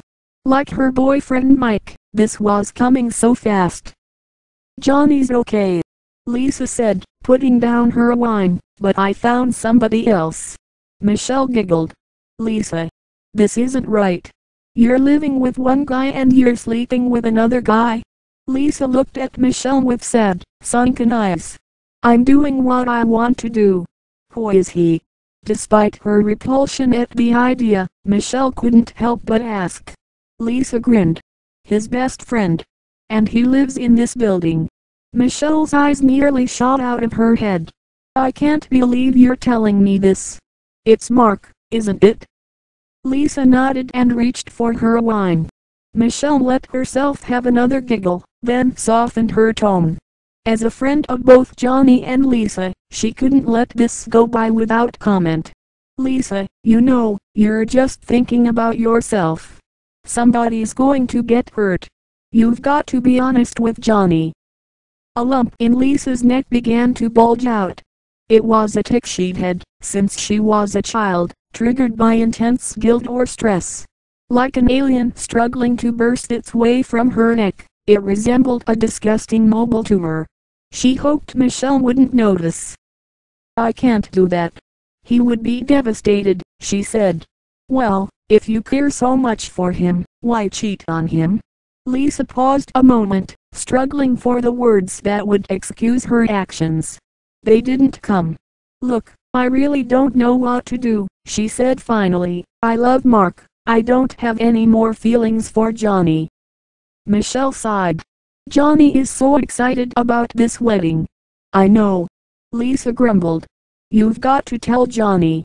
Lisa leaned in and hardened her features. No guilt trips. You don't feel guilty about this at all? No, Lisa said, I'm happy. Michelle shook her head. Something awful is going to happen. Please don't tell anybody. Lisa pleaded. Michelle felt a heavy weight press down on her shoulders. Something awful was going to happen and she wasn't sure if she, or anyone, could do anything to stop it. Johnny hopped off the streetcar and started walking towards his home. Another hard day at the bank. Johnny did all right, certainly enough to support his future wife, but had he gotten the promotion he was promised he would have been a millionaire. On top of his work stresses, Johnny was still mulling over Lisa's claim that he had hit her. Of course, he hadn't. Don't even ask. He was drunk, sure, but not drunk enough to strike his future wife. Not even on Denny's drugs would he do that. No, he was sure Lisa was making it up. But why? He intended to ask her tonight. He came up to his door and noticed the paper still on the stoop. He picked it up and looked through the headlines. Street Martin wildfire burns through 30,000 acres of trees. Quote. Ha, thought Johnny, and he went inside. Don't worry. Your secret is safe with me. The words, only audible, as Johnny walked in, were from Michelle. She and Lisa toasted wine on the couch. Hello Michelle, Johnny said, I heard you. What secret? Michelle shifted her eyes uncomfortably towards Lisa. It's between us women. Lisa quickly, and firmly, interjected. Michelle smiled nervously. Hi Johnny. Did you get a new dress? Johnny asked. She began to sit up. Well, I guess I better be going. I'll just talk to you guys later. She started to make her towards the door, but Johnny's big legs were in the way. She stepped over them. Excuse me, she muttered, then opened the door. Lisa, remember what I told you? Lisa swung around to meet Michelle's gaze. She met it with a cold retort. Michelle waved a quick goodbye and was gone. Johnny, seated in front of his collection on spoon photos, turned from the door to Lisa. What is she talking about? Lisa swung her head in annoyance. It's girl talk. I just told you that. Johnny opened his mouth to say something, but paused before anything came out. He stood and took off his jacket. Here we go. I never hit you, he said. Lisa stared a silent admission. She wasn't going to keep up that charade any longer. You shouldn't keep any secrets from me, Johnny continued, throwing his jacket onto the couch. I'm your future husband. Are you sure about that? Maybe I'll change my mind. Lisa's voice was full of venom. Don't talk like that. What you mean? Lisa put down her wine with an air of finality. What do you think? Women change their minds all the time. Johnny laughed. Ha ha ha. You must be kidding, aren't you? Look, Lisa said, standing and walking for the stairs. I don't want to talk about it. I'm going to go upstairs and wash up and go to bed. Johnny stood abruptly, pushing Lisa back onto the couch. How dare you talk to me like that? You should tell me everything. Lisa looked up with a muddled sense of fear and anger. She'd never seen him like this. I can't talk right now. Johnny sat beside her, emotion bubbling up under his skin.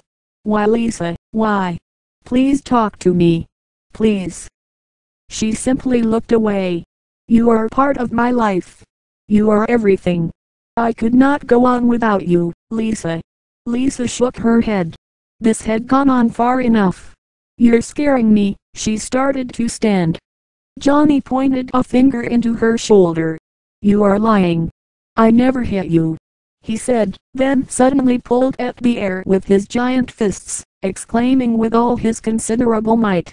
You are tearing me apart, Lisa. Why are you so hysterical? She yelled back. Do you understand life? Johnny pushed her onto the couch a second time. Do you? He prompted.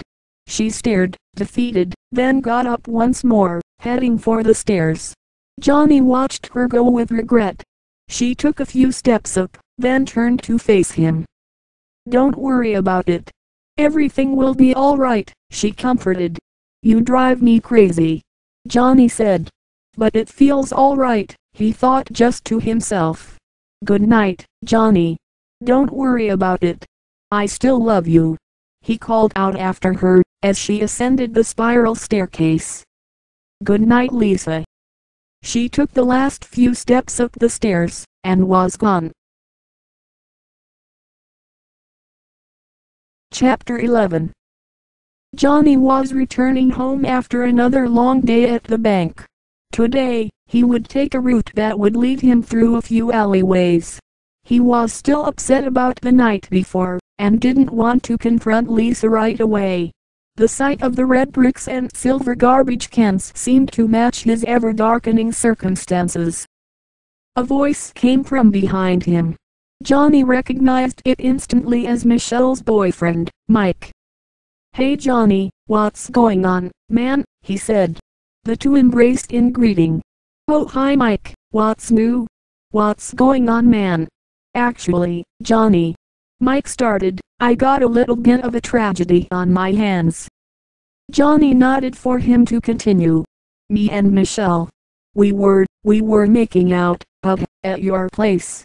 Johnny laughed to himself. Those two. And, Lisa and Claudette sorta walked in on us, in the middle of it. Mike paused to gauge Johnny's reaction. Johnny simply stared at him with squinty, sagging, empty eyes. That's not the end of the story. Go on, Johnny invited, I'm listening. Okay.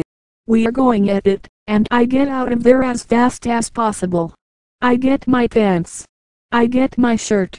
And I get out of there, and then about halfway down the stairs I realize that I have misplaced, I have forgotten something. Mike stammered, my underwear. Johnny laughed again. Mike shook off his own giggles and continued with the story. So I go back to get it, you know? And I pretend that I'm looking for my book. You know, I'm like, looking for my book. and then I reach in and put my underwear in my pocket and just try and sort of slide out real quick. Well, Claudette, she saw it sticking out of my pocket, so she pulls it out. He minds stretching out a pair of underwear, and she's showing everybody me underwears. Johnny scrunched up his face in laughter. You must be kidding, underwear. I got the picture. Mike shrugged. I didn't know what to do. That's life, Johnny said, patting Mike on the shoulder. Both men shrugged it off. Hey Johnny, it was Denny for some reason, also in the alley. The boy ran up to the two older men with a spring in his creepy steps. Hey Mike. Oh hey Denny, Johnny greeted. Denny had the football with him. You guys want to play some football? He asked cheerfully. I gotta go see Michelle in a little bit, Mike said, avoiding Denny's invitation the best he could to make out with her. So I'm sorry. Denny wasn't buying it. Come on, he pleaded. Johnny agreed. Come on. Let's do it. Come on, he said. All right, whatever. Mike grabbed the football from Denny. Let's go for it, Johnny said, and moved into position. I'm going out, Denny proclaimed excitedly, running a few paces opposite of Mike. Mike threw him the ball and Denny caught it happily. The three friends stood a meter apart from one another, tossing a football around in the alley like friends do. I'm sorry you had to see that, Mike said, throwing the ball to Johnny. I'm not sorry, Denny said, and the three laughed. Studying, right? Yeah, well, I don't study like that. Johnny smiled. He doesn't. Hey Denny, what's up? It was Mark, who was also there, in the brick alleyway, for some reason. Hey, what's up Mark? Oh hi, Mark, Johnny greeted, throwing him the ball. What's up Mark? Mike asked. Not too much, Mark replied with a handsome smile. How about you guys? He's just telling us about an underwear issue he had. Denny started mischievously. Dude, don't worry. Don't. Mike tried to stop him, but it was already out. Mark curled his face in disgust. Underwear, he asked. What's that? It's embarrassing man, I don't want to get into it. Mike replied sheepishly. Underwear man? Come on. And to emphasize the point, Mark pushed Mike the fuck over into a bunch of trash cans. The other three men tried to break his fall, but Mike hit the ground hard. Oh God! Mike screamed in pain. Are you okay? All three asked in near unison, helping him up. I'm fine. Are you sure? Johnny asked, reaching for his arm to pull him up. Up, Mike assured, slowly getting to his feet. You want to see doctor? Johnny asked. No, I'm good. I'm all right, Mike said, and Mark wrapped the man's arms around his shoulders. I'm fine. Mark, why don't you take him home? And Mike, listen, if you need anything call me. Anytime, all right? Johnny said, patting Mike on the shoulder. All right? Yeah, Mike moaned. See you guys, Johnny called out, as they left. See you guys, Denny also called out, as they left. Denny sighed and reached for the football. He was still up for another round, but Johnny was done for the day. Let's go home, Denny, he said, a reassuring hand over the young man's shoulder. And the two walked home from the brick alley. Chapter 12. As the door to Elisa's apartment swung open, she couldn't help but notice that something seemed off about her mother. They'd just returned from another mother-daughter excursion, their 14th that week, and Claudette had hardly spoken a word the whole afternoon. You look really tired today, Montcalm, Elisa said. Are you feeling okay? Claudette raised a dismissive hand. I didn't get much sleep last night. Why not? What's wrong? You remember my friend, Shirley Hamilton? Lisa did. She was an old lady, like her mother. She wants to buy a new house, so I asked Johnny if he could help her with the down payment. Perfectly reasonable request, thought Lisa. Future husbands, good ones, pay for their wives' mothers' friends' houses down payments. Simple as that. All he can tell me it's an awkward situation, Claudette continued. I expected your husband to be a little more generous. Lisa rolled her eyes. He's not my husband. I know, Claudette said, walking towards the couch, but Johnny is part of our family. Mom, I don't love Johnny anymore, Lisa said for what felt like the 33rd time in about an hour. When were people going to get it through their heads? I don't even like him, she added. It was Claudette's turn to roll her eyes. Lisa knew exactly what it would take to force her mother to take her seriously. I had sex with someone else, she said. You can't be serious. Meanwhile, Johnny was lurking by the stairs the whole time, listening to everything everyone was saying like a master spy. What was it Lisa had just said? She slept with someone else? He didn't believe it. Wouldn't. Not Lisa, not his Lisa. He kept spying, stealthy like a raven in the night. Lisa sighed. You don't understand. Who is it? Claudette asked. I don't want to talk about it. Lisa hardly ever wanted to talk about anything, ever. Yet, oddly, she always ended up complaining at length to all her friends and family at every opportunity. It was one of Lisa's more enigmatic features, and it drove Johnny, and, indeed, Mark, Johnny's best friend, absolutely wild. You don't want to talk about it? Then why did you bring it up in the first place? Claudette had a knack for pointing things out like that. Lisa couldn't stand it. I don't know. You don't know? Claudette shook her head. If you think I'm tired today, wait till you see me tomorrow. Claudette was also adept at spinning terrifying threats. She started making for the door. Are you coming to the party? Lisa asked. I suppose so. And with that, having stopped in the house, for about 3 minutes, the two ladies were gone, left to resume their all-day excursion, leaving Johnny alone in the house. How can they say this about me, he said aloud, to no one. I don't believe it.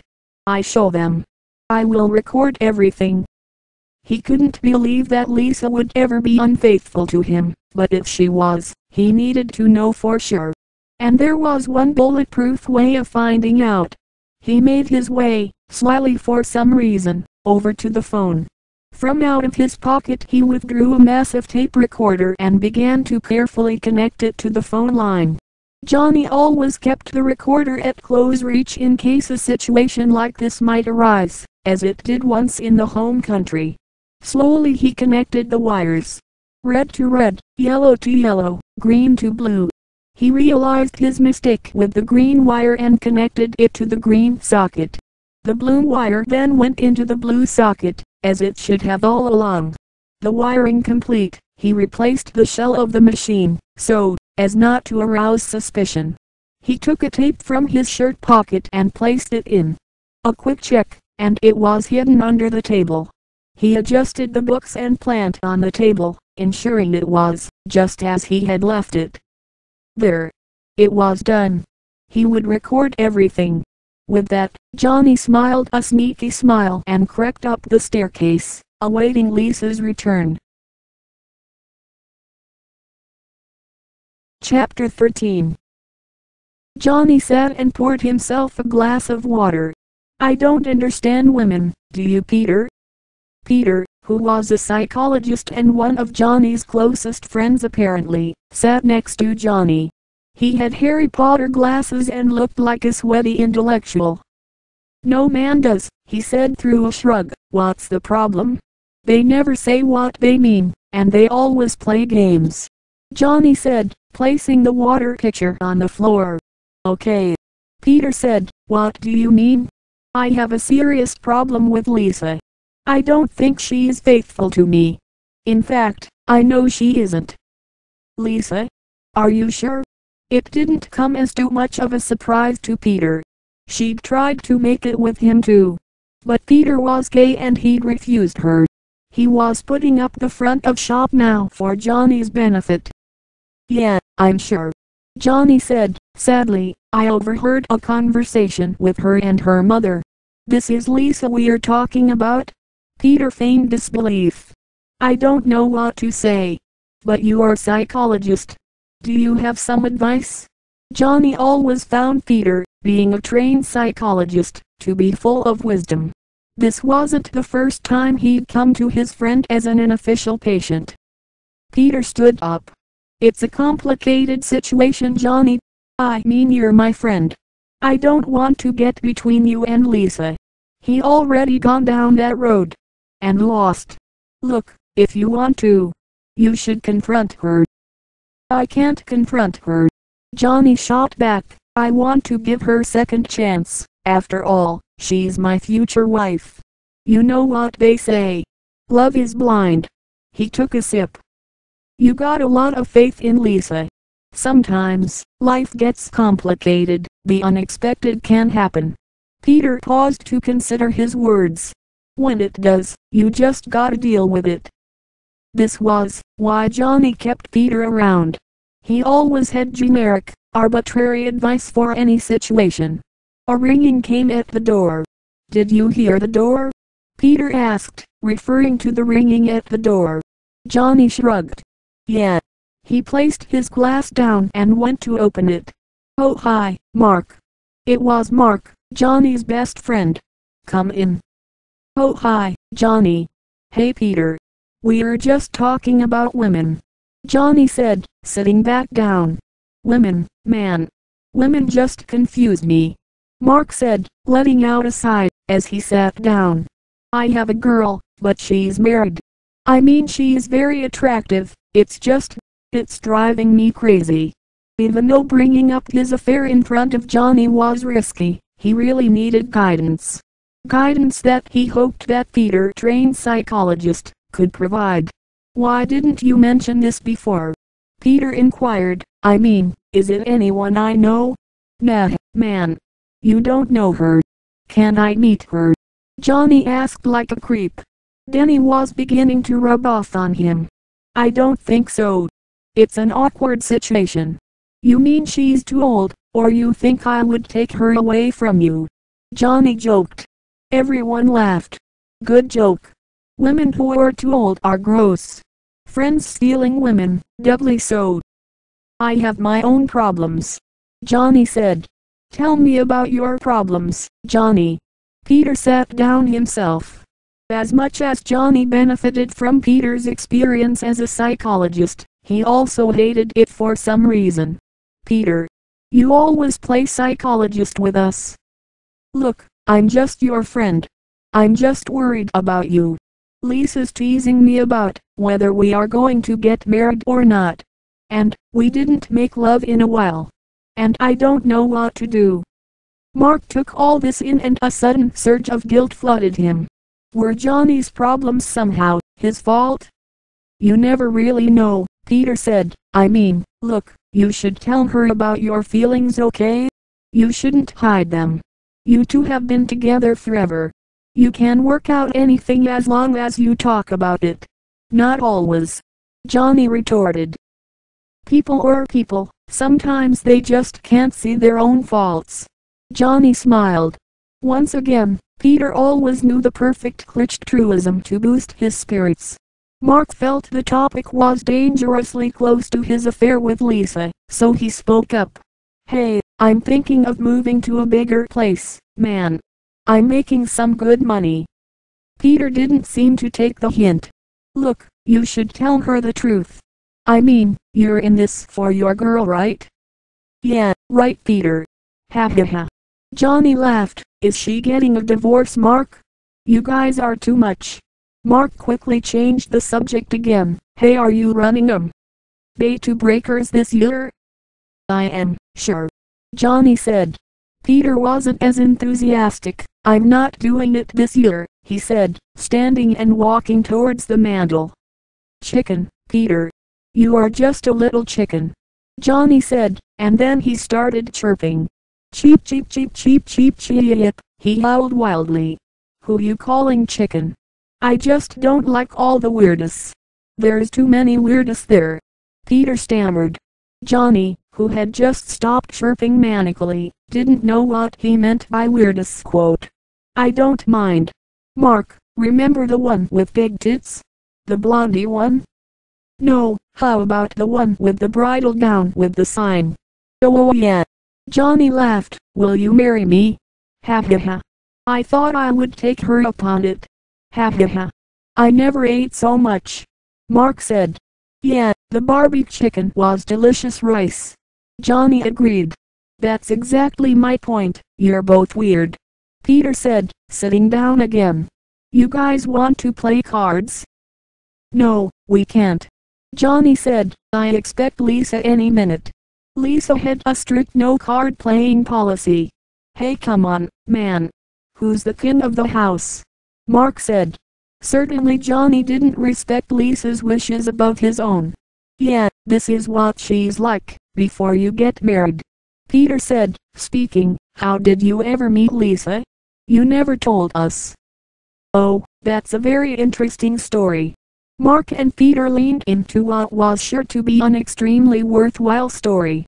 Johnny continued. When I moved to San Francisco, with 2 suitcases and I didn't know anyone and I hit YMCA with a $2,000 check which I couldn't cash. Why not? Mark asked. Well, because it was an out-of-state bank. Anyway, I was working as a busboy in hotel and, she was sitting drinking her coffee and she was so beautiful, and I say hi to her. That's how we met. So, I mean, Mark started, not wanting to offend his friend. What's the interesting part? Well, the interesting part is that on our first date, she paid for dinner. What? Mark exclaimed. No tips from your job. That was interesting. A woman paid for a meal, with her own money? Whatever. You guys wanna eat something? Johnny invited. Both men shook their heads. So Johnny just left the room silently. Just as he exited, the door opened, and Lisa walked in. Mark turned to meet her gaze. Their eyes locked. The passion was electric, and Peter couldn't help but pick up on it. Hey guys, she said, a hint of smile on her lips. What's going on? Oh, hey Lisa. Mark said, as innocently as he could muster. Denny, who was also there, looked out of the window contemplatively. Where's Johnny? Lisa asked. In the kitchen. I gotta go. Mark said. Of course he didn't really, but he couldn't risk staying any longer. He might slip up. I didn't mean to chase you off, Lisa said. You should stick around for a while. I got work early. Mark said, his eyes drifting away from Lisa's. Denny stared at the both of them with awe. See ya. And with that, Mark was gone. Also Peter randomly left as well, leaving Lisa and Denny to sit on the floor with the door open. Did you get your wedding gown yet? Denny said, seated on the floor. No, I get plenty of time.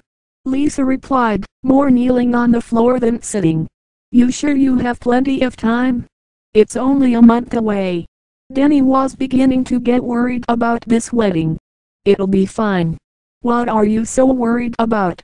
Everything's okay. Johnny doesn't seem very excited. Is there some problem? Denny persisted. Lisa and Johnny were like parent figures to him. There's no problem. Why do you ask? I just want you and Johnny to be happy. Their sit concluded, they both stood up again. Look, Denny, I need to talk to Johnny. Okay? I'll see you later. Denny shrugged. On his own again. Okay. Tell him I said hello. Yeah. And with that, Denny was gone. As for Lisa, she needed to have some words with her future husband. Chapter 14. Cold wind hit Peter as he opened the door to the roof. Mark was already up there, leaning up against the brick of the balcony. Hey Mark, what's up? Peter greeted, taking a seat in one of the silver chairs that was kept up there at all times. Oh, hey Peter. Mark replied absent-mindedly. It's a good place to think up here, isn't it? Peter mused. Mark hated it when Peter played psychologist. Couldn't he leave well enough alone for once? What, man? You want to put me on the clock? Mark shot back. Peter noticed something in Mark's hand. A joint of drugs. Peter had already seen how drugs had destroyed his friends' lives in the past. Denny's bright future was almost extinguished along with his drug cigarettes, and Johnny was still recovering from his addiction to the devil's sauce from way back, when he lived in the home country. What the hell is that? Peter said. Mark smiled and considered that for a moment. You want some? He sneered. It's good borrow. You know I don't smoke that stuff. Mark exhaled deeply and took another hit. There was something in his eyes. You look depressed. Peter said. I got this sick feeling in my stomach, man. Mark started. I did something awful. I don't think I can forgive myself. Peter's psychologist training kicked in. Tell me about it, he said. Mark stood, taking a drag off his death stick and walking towards the ledge. I just feel like running. He reached the precipice of the roof and looked down. Killing myself? Something crazy like that. Why are smoking that crap? Peter said, approaching Mark with caution. No wonder you can't think straight. It's going to screw with your head. Mark turned menacingly to face Peter. It's none of your business, man. You think you know everything. You don't know shit. Mark went for the door, but Peter grabbed at him and pulled him back. Hey, wait a second. Who do you think you are? You're acting like a kid. Just grow up. Mark grabbed Peter by his collar and roughed him up some. Hey, he growled, who you calling a kid? Fuck you. Look, just chill out, Mark. I'm just trying to help. Peter stared deep into Mark's eyes, and suddenly everything was clear. Mark's odd behavior, his new married girlfriend, Johnny's troubles with Lisa, it all led to one inescapable, apocalyptic conclusion. You're having an affair with Lisa, aren't you? What? Realization dawned on Mark's face. He was caught. What? Am I wrong? Adrenaline shot through Mark. He grabbed Peter and pushed him up against the ledge of the roof. Peter lay dangling above 2 City Street. What are you, nuts? Fighting against Mark's considerable strength, Peter flung himself free, pushing Mark and himself back onto the roof. They stood at opposite ends of the roof, breathing heavily. Mark approached Peter. Instantly, he regretted his outburst. I'm sorry, he said. I'm sorry, man. You okay? Yeah, I'm fine. Peter said, recovering well from the potentially murderous assault. Let's just talk about your problem. Peter never backed away from his psychologist duties, no matter what the danger. You sure you okay? Yeah. Peter said, then gestured for Mark to sit down on one of the silver chairs. Instead of sitting on them, Mark kicked them the fuck over in rage. He collected himself against the balcony. Damn it, man. Fuck. Why do you want to know my secret, man? Before Peter could answer, he added, well, you're right. It's Lisa. I don't know what to do, man. I'm so depressed. It's all her fault. She's such a manipulative bitch. Mark fumed with anger. If only there was some way he could have stopped Lisa from forcing him to want to have sex with her repeatedly. But there wasn't. How the hell could you let this happen? Peter said. Fuck. Mark replied. You know this is going to ruin your friendship with Johnny. What were you thinking? Mark closed his eyes and sighed deeply. All right, Peter said, you want my advice? Sometimes life can get complicated. And you got to be responsible. So you don't see Lisa again. And you definitely don't sleep with her again. Mark shook his head in agreement. Just find yourself another girl. She's a sociopath. She only cares about herself. She can't love anyone. Peter, as a trained psychologist, was certifiably trained to diagnose Lisa as a crazy bitch. Whatever, Peter, come on. The issue resolved. Apparently, Mark gave Peter a little buddy push, and the two men descended back into the building. Chapter 15. Oh, thank you. Yeah, thanks a lot. Johnny was on the phone with someone. He was wearing a tux in preparation for his wedding with Lisa, his future wife. Not the wedding itself, but the wedding photos, which they were taking a month before the wedding for some reason. Just as he was hanging up the phone with whoever was on the phone, Denny walked in. He was holding the football in his hand, and he too was wearing a tuxedo. Oh, hi Denny. Nice tux. You look great. You look really handsome. Denny replied to his father figure. Johnny simply laughed. Your wedding picture is going to look great. Oh, thanks. Ding dong. It was the door. Denny rushed over to open it. Hey, Peter. Come on in. Oh, hey Peter. Johnny greeted. Hey guys. Peter said, closing the door behind him. You look good too. Denny said. Johnny gestured towards a sofa seat. Sit down. Peter sat down. Ding dong. It was the door. Denny rushed over and opened it. What he saw on the other side startled him. Whoa. It was Mark. Clean shaven. He used to have a beard, but he didn't anymore. And it was blowing everyone's minds. Whoa. Johnny exclaimed in awe. Hey guys. Mark said casually, like it was no big deal that he had just shaved his beard. You like it? Everyone answered at once. Yeah. It looks good. Peter said. Yeah. Denny agreed. You look good, Johnny said. You look like a baby face. Denny waved the football. You guys wanna play some football? In tuxes? No, you gotta be kidding. Peter groaned. Denny turned to Mark. Come on, Mark, let's do it. I'm up for it. Mark said. Johnny? Denny asked. Johnny gestured towards the sitting psychologist. Ask Peter. Come on, Peter. No, I don't think so. Peter said, shaking his head. Denny nearly got on his hands and knees to beg. He wanted to football with everyone so hard. Please. Peter was steadfast in his refusal. No. Come on. Denny said, and then he started chirping like a chicken. Cheep, cheep, cheep, cheep. Immediately, Johnny and Mark followed suit. Cheep, cheep, cheep, cheep. They all chirped, flapping their arms in unison, as if they too were chickens.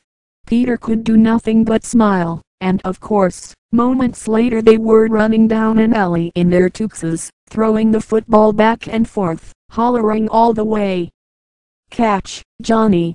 Denny exclaimed, throwing the football to Johnny. He caught it flawlessly. Yeah. Nice snag. Denny said. Johnny threw the ball to Peter, who caught it. All right Peter. Denny cheered. Peter threw it to Denny, who threw it to Mark. Here we go Mark. Mark intercepted the ball. Come on. Come on. Johnny encouraged. Mark chucked a low one at Denny's crotch. Denny grabbed it just in time, stumbling with the ball before getting a firm grip on it. Fetch Mark, he said, throwing it right back to Mark.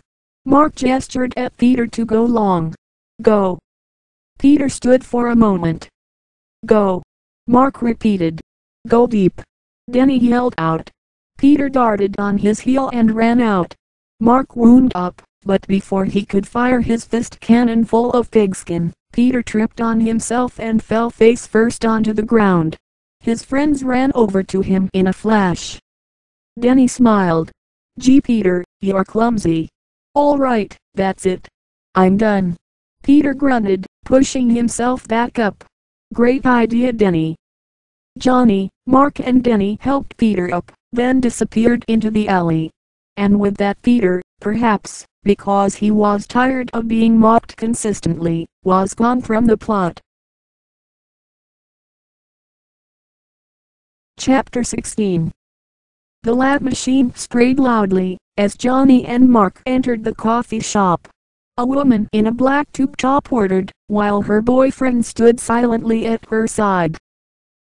I'll have a large peanut butter cup with extra whipped cream please, she ordered. All right, the barista responded, turning to her companion. And I'll take, he took a moment to study the menu, some cheesecake and a coffee. All right, well why don't you guys take a seat, we'll have that right out, for you. Thank you, the tube-top girl said, and the couple went to take their seat, eagerly awaiting their desserts. And then another couple advanced in line. Hi, how you doing? The barista greeted. What would you like? Can I get a bagel and an Americana? The man ordered. All right, sure. And she turned towards his girlfriend. I'm going to get a slice of cheesecake and a bottle of water, she said. Cheesecake was a very popular option. Yeah, that sounds good. Why don't you guys have a seat and we'll have that right out, for you. The couple went to take their seat, eagerly awaiting their desserts. Finally, Johnny and Mark arrived at the front of the line. Oh, hi Susan. Johnny smiled warmly at the cashier. Well hi Johnny, how are you? Good to see ya.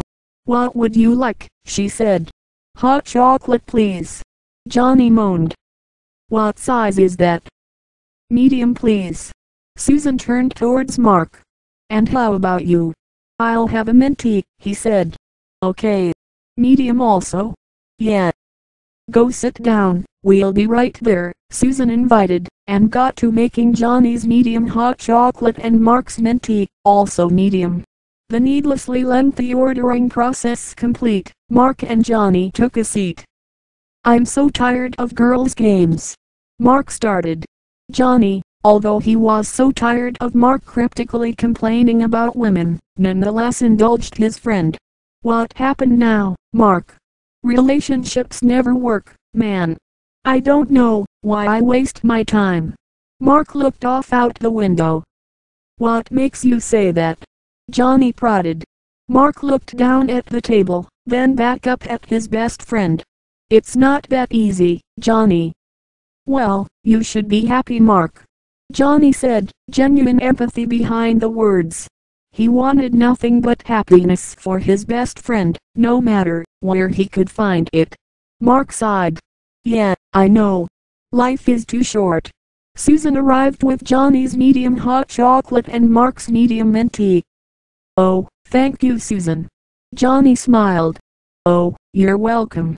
How about something like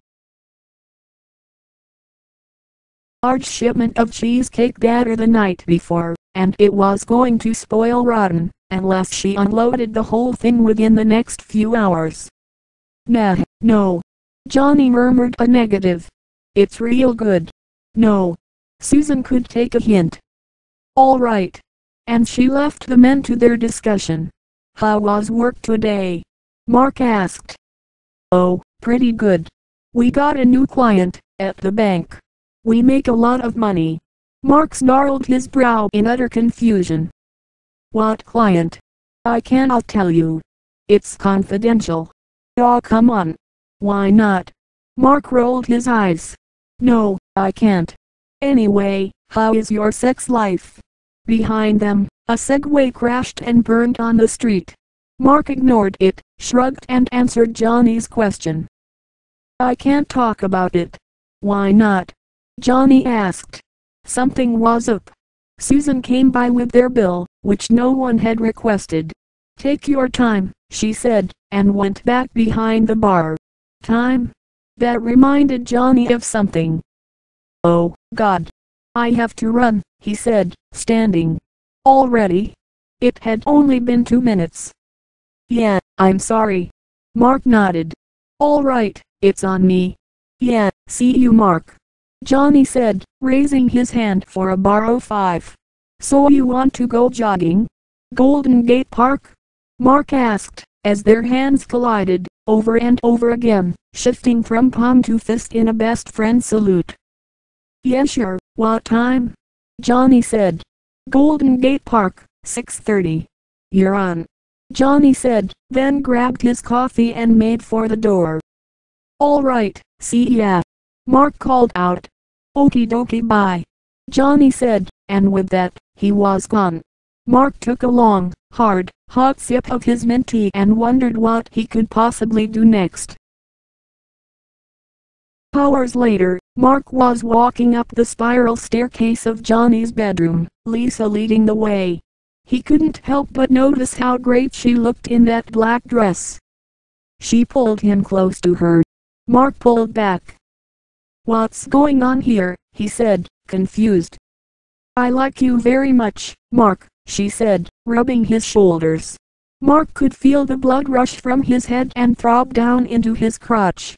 But he wouldn't let it get to him. Not this time. Johnny was his best friend. Hey, come on. Johnny's my best friend, he said. Just one more time, she said, reaching under his sweated and rubbing his nipples. She his shirt up and off his head. And Mark didn't stop her. They kissed and she pushed him onto the bed. Mark pushed aside the shoulder of her dress and climbed on top of her. Then they made out like that for a long while. Oh yeah, Mark moaned softly. A half hour later, Lisa took off her bra, revealing her right breast. They made out some more. Finally, after an hour of rubbing each other's backs, Mark penetrated her and they made love in the missionary position. Johnny pulled his white sedan over, parking it on the road next to Golden Gate Park. He exited the car to find Mark, his best friend, waiting for him under a tree. Hey, Johnny called out. Hey, Johnny. How's it going? Pretty good, he said, and they locked hands in friendship. It was going pretty good for Mark too. He'd spent the day sipping on mint tea with Johnny, nailing Johnny's future wife, and now jogging with Johnny. Mark grabbed the football, which of course he had, because who wouldn't bring a football for a jogging date with your best friend, and chucked it over to Johnny. They both started into a jog, throwing the ball back and forth as they went. What's new, Johnny? Mark asked, throwing the ball. Nothing much, Johnny said, throwing it back. What's new with you, man? Not much, man, Mark replied. They ran out together into the green. Catch this. All right. Woo, Johnny exclaimed. Woo, wee, woo, Mark yelped. And they went on like that, jogging a while, then stopping to throw the ball, then jogging some more, hollering and ribbing each other as they went. Two men playing, as boys would, as best friends would. Johnny threw the ball at Mark, then ran at him, jumping on his back and hugging his baro. Mark struggled a bit and they both fell to the ground, grabbing and wrestling each other with an affection unrivaled.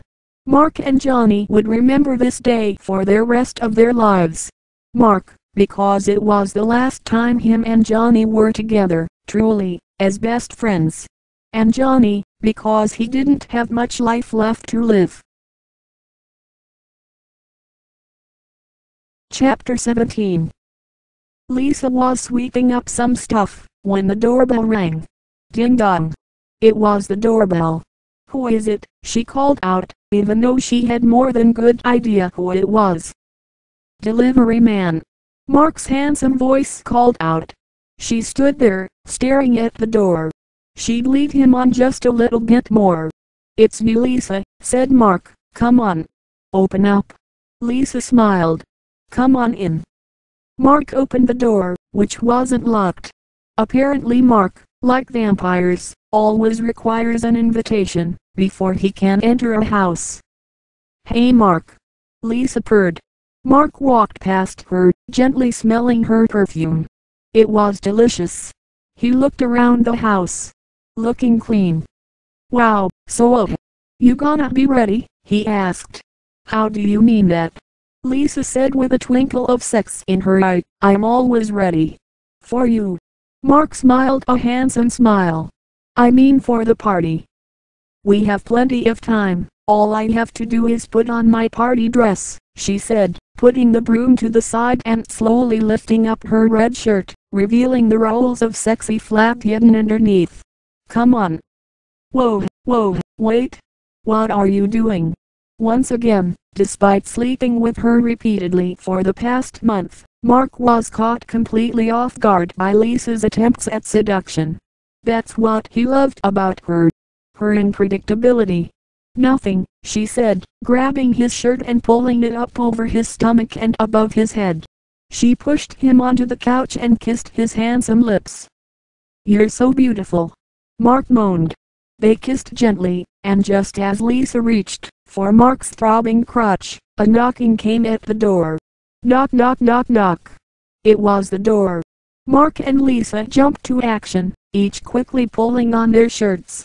Hurry up, I have to open the door, Lisa said. Wait. Hang on, hang on. Mark was having trouble with his sleeves. Lisa pulled down her shirt, and before Mark could finish pulling on his she called out, Come on in, it's open. Michelle opened the door to see Mark's head go through the neck hole of his sweater. She smiled a big, knowing smile. Hi, she exclaimed, and entered. I brought the stuff. She was holding a bag of party stuff. I knew I could count on you, Lisa said. The girls giggled. Haha. Adultery. Hi, Mark, Michelle said, turning her attention to the handsome man, XYZ. What are you talking about? Examine your zipper. Michelle giggled out. Lisa burst out into another fit of laughs. Mark shook his head and zipped that Z right on up. You guys are too much. Michelle laughed. So, what can I do to help? Everyone smiled at each other and laughed and laughed. There is nothing funnier than walking in on your best friend cheating on her future husband with his best friend. I gotta go, Mark said, then turned towards the door and left. Michelle and Lisa took a seat on the couch, still giggling. Wanna help me move the coffee table? Lisa asked. Okay. And so they got off the couch. What was he doing here? Michelle asked, although she had more than good idea on what he was doing here. He just brought my some takeout, Lisa said. They walked over to the coffee table and each took a side. It was an extremely heavy, dense coffee table and required both of them to shove it to the side of the room. What about his zipper? Michelle asked. What about his zipper? Lisa zinged back. Leave him alone, he's a good guy. Did you tell Johnny yet? Lisa sighed loudly, and her smile faded. No. Mark's his best friend. Michelle handed Lisa a party bowl. Tricky. You know, I really loved Johnny at first, Lisa said, sitting back down on the couch. And now everything has changed. I need more from life than what Johnny can give me. Suddenly my eyes are wide open, and I can't see everything so clearly. I want it all. You think you can get it all from Mark? If he can't give me what I want, somebody else will, Lisa said, pouting her lips and shaking her shoulders. You go girl. Lisa, you're sounding just like your mother, Michelle said, sitting down herself. You're being so manipulative. Claudette was very manipulative and so was Lisa. So what? You could learn something from me. You have to take as much as you can. You have to live, Lisa said, and she shook her hair all party-like. Don't worry about me. I've got everything covered. Michelle shook her head. Your point of view is so different from mine, she said. Look, I don't want to talk about it, Lisa said, and promptly stood up, grabbing the broom. People are going to be getting here soon, and we have to finish. Lisa. Michelle prodded. I don't see what the big deal is. Lisa grabbed a loaf of bread from a grocery bag. Doesn't everybody look out for number one? Lisa grabbed some chips from the grocery bag. Don't I deserve the best? Lisa grabbed a bag of pretzels from the grocery bag. I couldn't do that, Michelle said. You're too much for me, Lisa. Lisa pointed an accusing finger at Michelle. You're not such an angel yourself. Michelle often gave her boyfriend Mike blowjobs. In fact, Michelle was sitting on a cement stain of his, as they spoke. "Yeah, but we're not talking about me, are we?" she said, then smacked Lisa on the legs with a pillow. "Stop it." Lisa pushed out through giggles. "Are you trying to ruin my party?" The girls burst out into giggling again and went about setting up the rest of the party. "That's the idea, man." "Yeah, you're right. That's the idea," Johnny said, as he jogged beside Mark in the forest. "Catch me, come on." Mark egged Johnny on as the rain. Johnny grunted and caught up. Eventually they made their way into the city, and were jogging up some stairs. "I'm thinking of getting a house in Causalito. How are the rents like these days?" Mark asked. "Pretty good." "Oh, you'd be qualified for sure," Johnny confirmed. "You serious?" "Yeah, I'm sure." The breathing came hard, as they climbed each step together. "When can we meet about that?" Mark asked. "Oh, we check my office about that tomorrow." "Tomorrow?" "Yeah." "Should I come in like late afternoon?" "Absolutely," Johnny said. 8 o'clock? "Really?" Mark couldn't believe Johnny's continued generosity. "Yeah. Right on. That's great." They jogged away, as friends do, back to the white sedan parked in the forest, and from there back to the building they both called home. Chapter 18. Night came and went, and then it was daytime again. Lisa was sitting, drinking coffee in the living room, when Johnny came down the stairs, eating a bagel. "Bye, Lisa," he said between bites, kissing her on the cheek. Lisa watched him go with cold, sad eyes. When was she going to tell him? Mark was, after all, his best friend. Johnny opened the door to reveal Claudette, who was waiting outside. "Oh, hi Claudette," Johnny exclaimed and hugged his future mother-in-law. "Oh," she greeted. "Bye," Johnny said, and went off to work. "Bye." Claudette waved after him, then walked over to where Lisa was sitting. "Hi, Mom," Lisa said. "How are you?" "I'm okay. How are you?" Claudette said, sitting on the couch adjacent to Lisa. "I'm fixing the apartment for Johnny's birthday, but I'm really not into it," Lisa whined. "Oh, why not?" "Because I'm in love with Mark, not Johnny," Lisa said, like it was the most obvious thing in the world, and in many ways it was, as she had had this identical conversation with her mother at least a dozen times over the past few weeks. "And here I am, planning his party." Claudette rolled her eyes. "Here we go again. It's not right, Lisa. I still think you should marry Johnny. Now you can't live on love. You need financial security," she explained, pointing her finger. Lisa, as a woman, had no financial security without Johnny, who was a man. "But I'm not happy," Lisa shot back. Claudette simply shook her head again, as if happiness mattered for her daughter. "And he still thinks I'm going to marry him next month. He's a fool." Lisa put down her mug and stood up, grabbing the broom and starting to sweep. "You expect to be happy? I haven't been happy since I married my first husband. I didn't even want to marry your father." Claudette spat out. Lisa gripped the broom hard. "You never told me that." "It's true. All men are assholes. Men and women use and abuse each other all the time. There's nothing wrong with it," Claudette spouted. "Marriage has nothing to do with love." Lisa didn't want to fight with her mother anymore. She was tired enough from 2 straight days of sweeping. "Johnny's okay, I suppose," she said. "Actually, I have him wrapped around my little finger."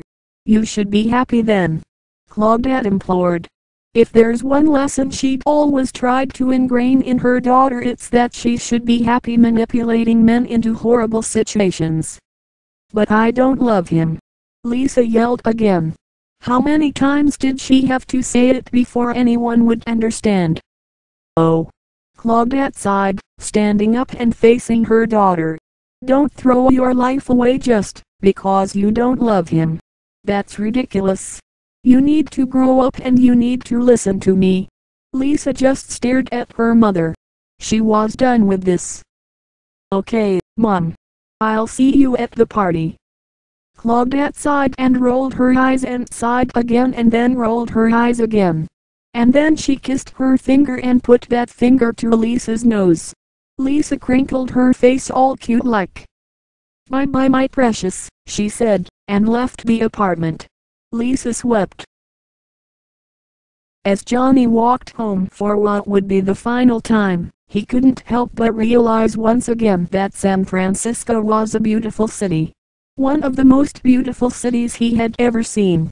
From the beautiful Golden Gate Bridge, to all the beautiful buildings, to all the townhouses and all the beautiful streets with beautiful street cars. It was the magic hour now, twilight, and the city just glowed. He took the scenic route today, past the Disney store and the cathedral, and before he knew it he was home. He opened the door. Everything was strangely dark. And then the lights flicked on. Surprise! It was everyone. Lisa, Denny, Michelle and her boyfriend Mike, Johnny's best friend Mark and Lisa's mom Claudette. Some random other best friends of Johnny's. Everyone. Johnny smiled. Lisa ran forward and touched his arm. Everyone broke out into the birthday song. As they sang, Johnny blushed.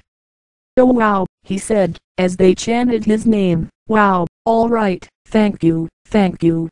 All right, ha ha. They finished and Johnny grabbed a glass of champagne, toasting everyone around him. Hey thank you, he said, thanks for coming. Thanks a lot again. Thank you. He tilted his glass towards Denny. You want to drink this one? He asked. Denny looked at Johnny confused. Wasn't Johnny a recovering alcoholic? And wasn't Denny a recovering drug abuser? Whatever. It was a time for celebration. Yeah later. Johnny said. Later? Denny asked. Yes. Later. Johnny said again and took a sip. Words could not express how happy Johnny was to be like this, to be celebrating after everything that had happened. To be celebrating with all his friends, all of the men, women and children he loved so dearly. For now, for right now, he loved the whole world. But all of that was about to change. Chapter 19. Outside, the San Francisco skyline shined brightly into the night. Inside, the party went on into the night. Friends sipped champagne and laughed and chatted amongst themselves, sharing old stories of adultery and violence against women. The latest, hippest party music played. Johnny and Claudette caught up on the couch. You know that's like the third time you've told me that joke tonight, Lisa said to a friend. Mark watched her, amazed once again at her beauty. She noticed him staring and returned his gaze. He looked away, feigning embarrassment. And Johnny observed the exchange. After contemplating it for a moment, he returned to his conversation with Claudette. Michelle and Mike were mingling with another couple, a brunette and her red-headed boyfriend. They laughed and the other couple left to another conversation. Mike was holding a piece of cake, chocolate cake, and he presented it to Michelle with a sly grin stretched across his face. Michelle laughed seductively, grabbed a piece and fed it to Mike. He lapped it up, sucking on her finger, then grabbed a piece himself. He was about to feed it to Michelle, when Lisa came walking up, so he popped in his own mouth. Lisa and Michelle shared a knowing laugh. Hey, everybody, Lisa announced to the party, let's go outside for some fresh air. Everyone at the party thought this was a terrific idea, and like at all adult parties, they did whatever the party leader told them to. Everyone shuffled out the back door onto the balcony. Everyone, but Mark and Lisa. Mark was about to exit, when Lisa closed the door. Wait, she said. I have something I want to show you.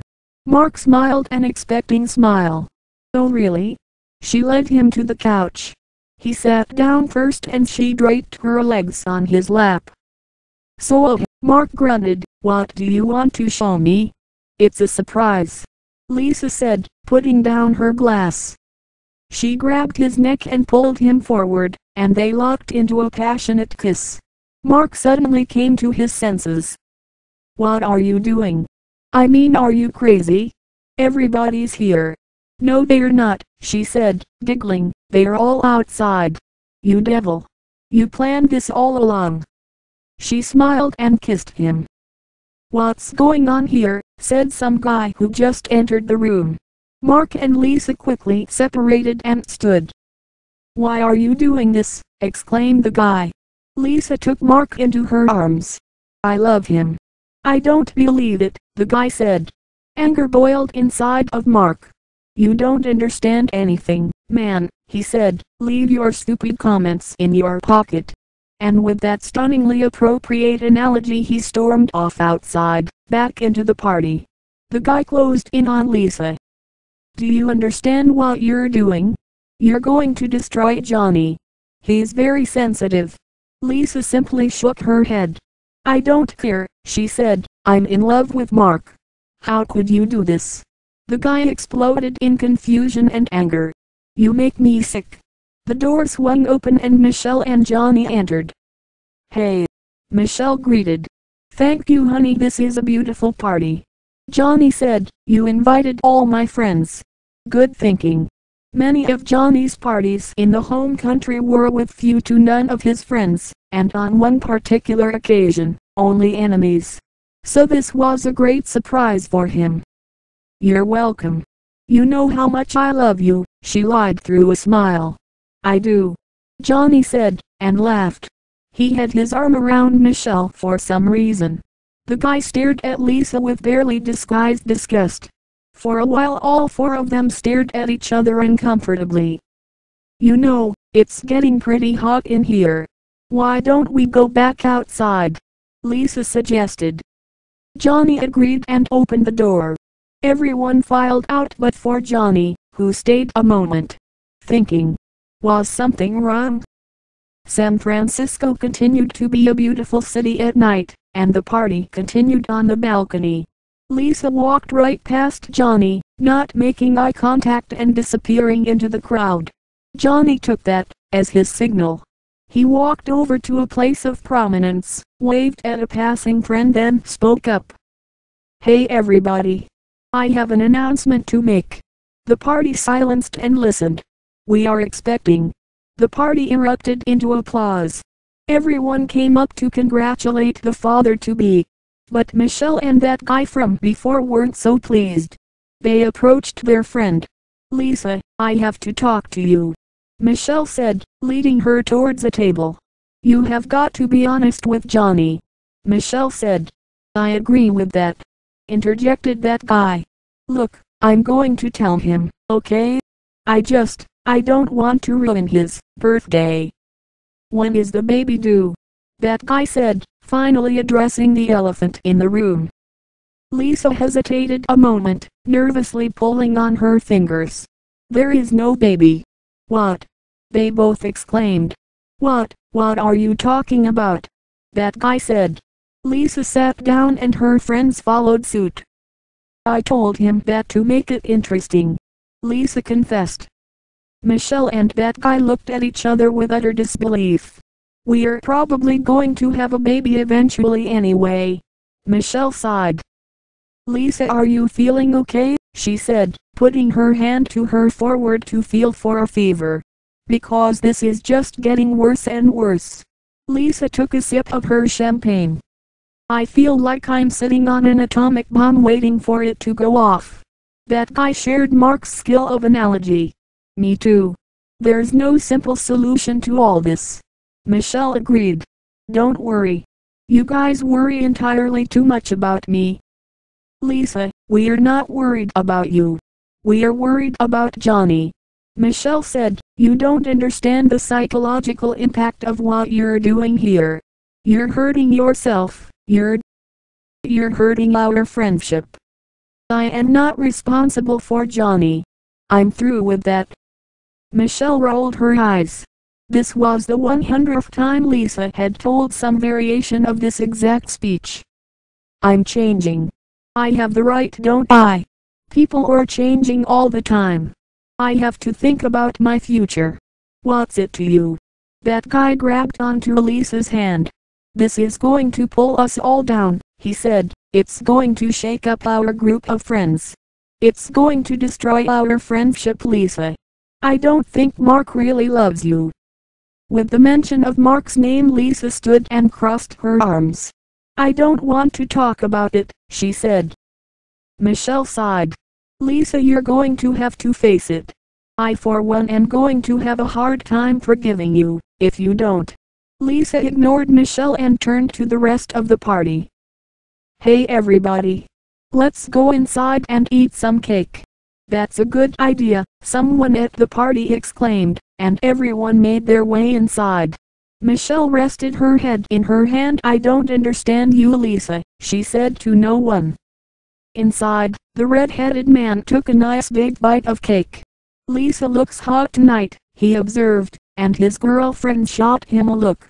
Johnny, who was still catching up with Claudette, gave her a quick kiss on the cheek. Meanwhile, Mark and Lisa were having words. Come on, whose baby is it? Mark said pointedly. Is it mine? No, of course not, she said, turning on her heel and walking away. Mark grabbed her arm and yanked her back. Come on, how can you be sure, Lisa? Stop asking me stupid questions. Who the hell do you think you are? Just shut up, she yelled and slapped him across the face. Johnny shot up from his seat. What are you doing?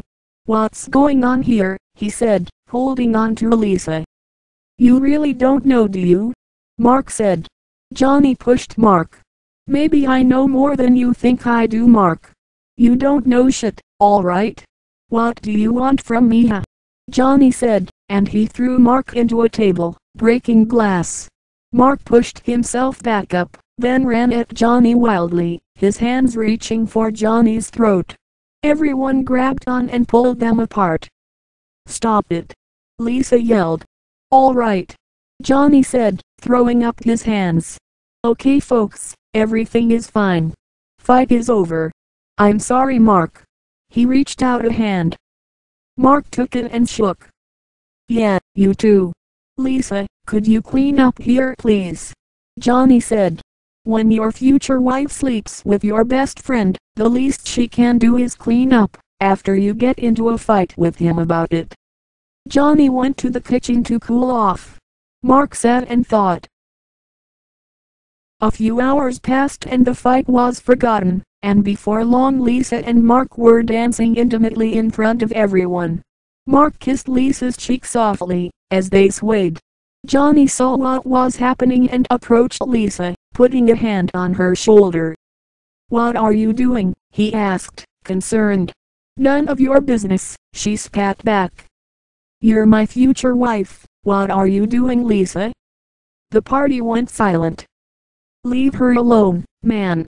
She doesn't want to talk to you, Mark said. Johnny swatted Mark away from his future wife.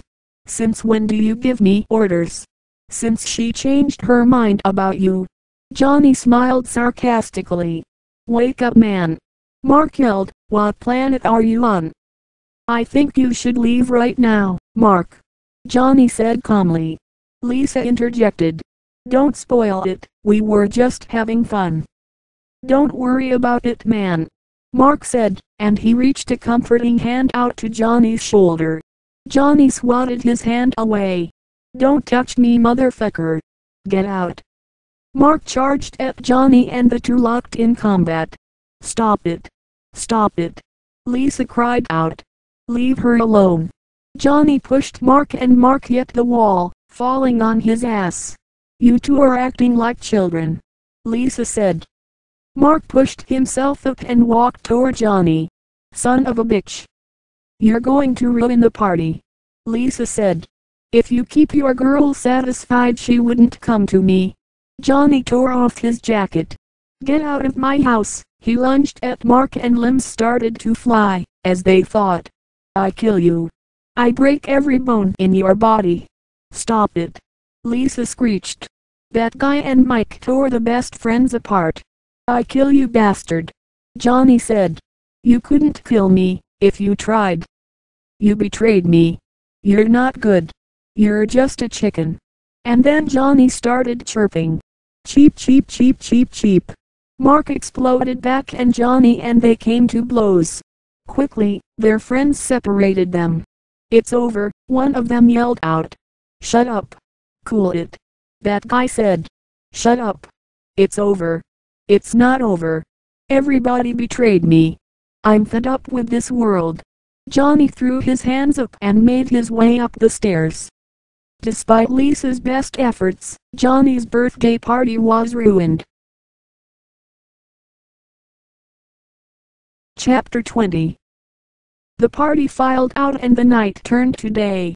Claudette, who stayed behind to console her daughter, ascended the spiral staircase up to Johnny and Lisa's bedroom. Lisa was sitting on the couch and Johnny was locked inside the bathroom like a 13-year-old. I cleaned up the kitchen, sweetheart, Claudette said, so you don't have to worry about that. Lisa stood up. He still won't come out of the bathroom. Sweetheart, he's upset. Now Johnny is a sensible man. He will come out, you will discuss this, everything is going to be okay. Claudette had had multiple marriages, so she knew how these sort of adultery with your husband's best friend scenarios turned out. I just think I should be alone with him right now, Lisa said, concerned for Johnny even though she doesn't love him anymore. I understand, sweetheart. I'm going to go home now. Claudette kissed her daughter and poked her on the nose. Bye-bye. You call me, if you need me. I will, thanks Mom. Claudette said, and with that was gone down the spiral staircase. Lisa turned towards the bathroom door. Behind it lay a shattered, broken man. Lisa approached the door and tried the knob. No use. Still locked. She slammed her open palm against the wood and marched off to the center of the room, where she stood with her arms folded. You can come out now, Johnny. She's gone. In a few minutes, bitch, came Johnny's reply through the door. Who are you calling a bitch? Lisa asked. You and your stupid mother. Lisa scowled and turned towards the phone, grabbed it and dialed. After a few rings, a familiar voice came on the line. Hello? Hi, Mark. I need to talk to you. Mark was confused. What could she possibly have to talk to him about? What's going on? Don't worry about Johnny. He's just being a big baby. You know I love you very much. Johnny held his ear against the bathroom door, straining to hear his future wife. I love you, he could make out Lisa say. Why don't you ditch this creep? I don't like him anymore. Mark said, disgust boiling in his voice. I know, he's not worth it. Why don't I come up there and be with you? Sure baby, come on up. Mark seduced. I want your body. You got it. I'm on my way. Bye. She said just loud enough for Johnny to hear. Bye. Mark whispered. Johnny could listen idly no longer. He burst out of the bathroom. Who were you talking to? He asked accusingly. Nobody. We'll see about that, Johnny said, walking out of the room. Lisa went about packing her things. Moments later, Johnny returned. And he had a tape. He shook it in his hand at Lisa and she stopped dead in her tracks. She had a terrible feeling about what might be on it. Had he recorded everything? Johnny sat on the bed and pulled a tape player from the bedside drawer. We'll see about that, he repeated, popped the tape in and pressed play. Hello, came Mark's voice, exactly as it had sounded seconds earlier. Hi, Mark. I need to talk to you, echoed Lisa's recorded voice of moments ago. Lisa grabbed for the recorder, but Johnny pulled it away. What's going on? Don't worry about Johnny, he's just being a big baby. Lisa took a last look at Johnny and then went back to sorting her clothes. Johnny let the tape play on. You know, I love you very much. You're the sparkle of my life. I love you. Lisa dropped another pair of underwear into her bag and Johnny grabbed her arm, stopping the tape. You little tramp. How could you do this to me? He screamed. I gave you 7 years of my life. And you betrayed me. Let's see what else we have on this tape. Johnny reached for the play button. No. Lisa ordered. Stop. You little prick. I put up with you for 7 years. You think you're an angel. You're just like everybody. I treat you like a princess and you stab me in the back. I love you and I did anything for you to just please you and now you betrayed me. How could you love him? Johnny wailed. And he pressed play. Why don't you ditch this creep? I don't like him anymore.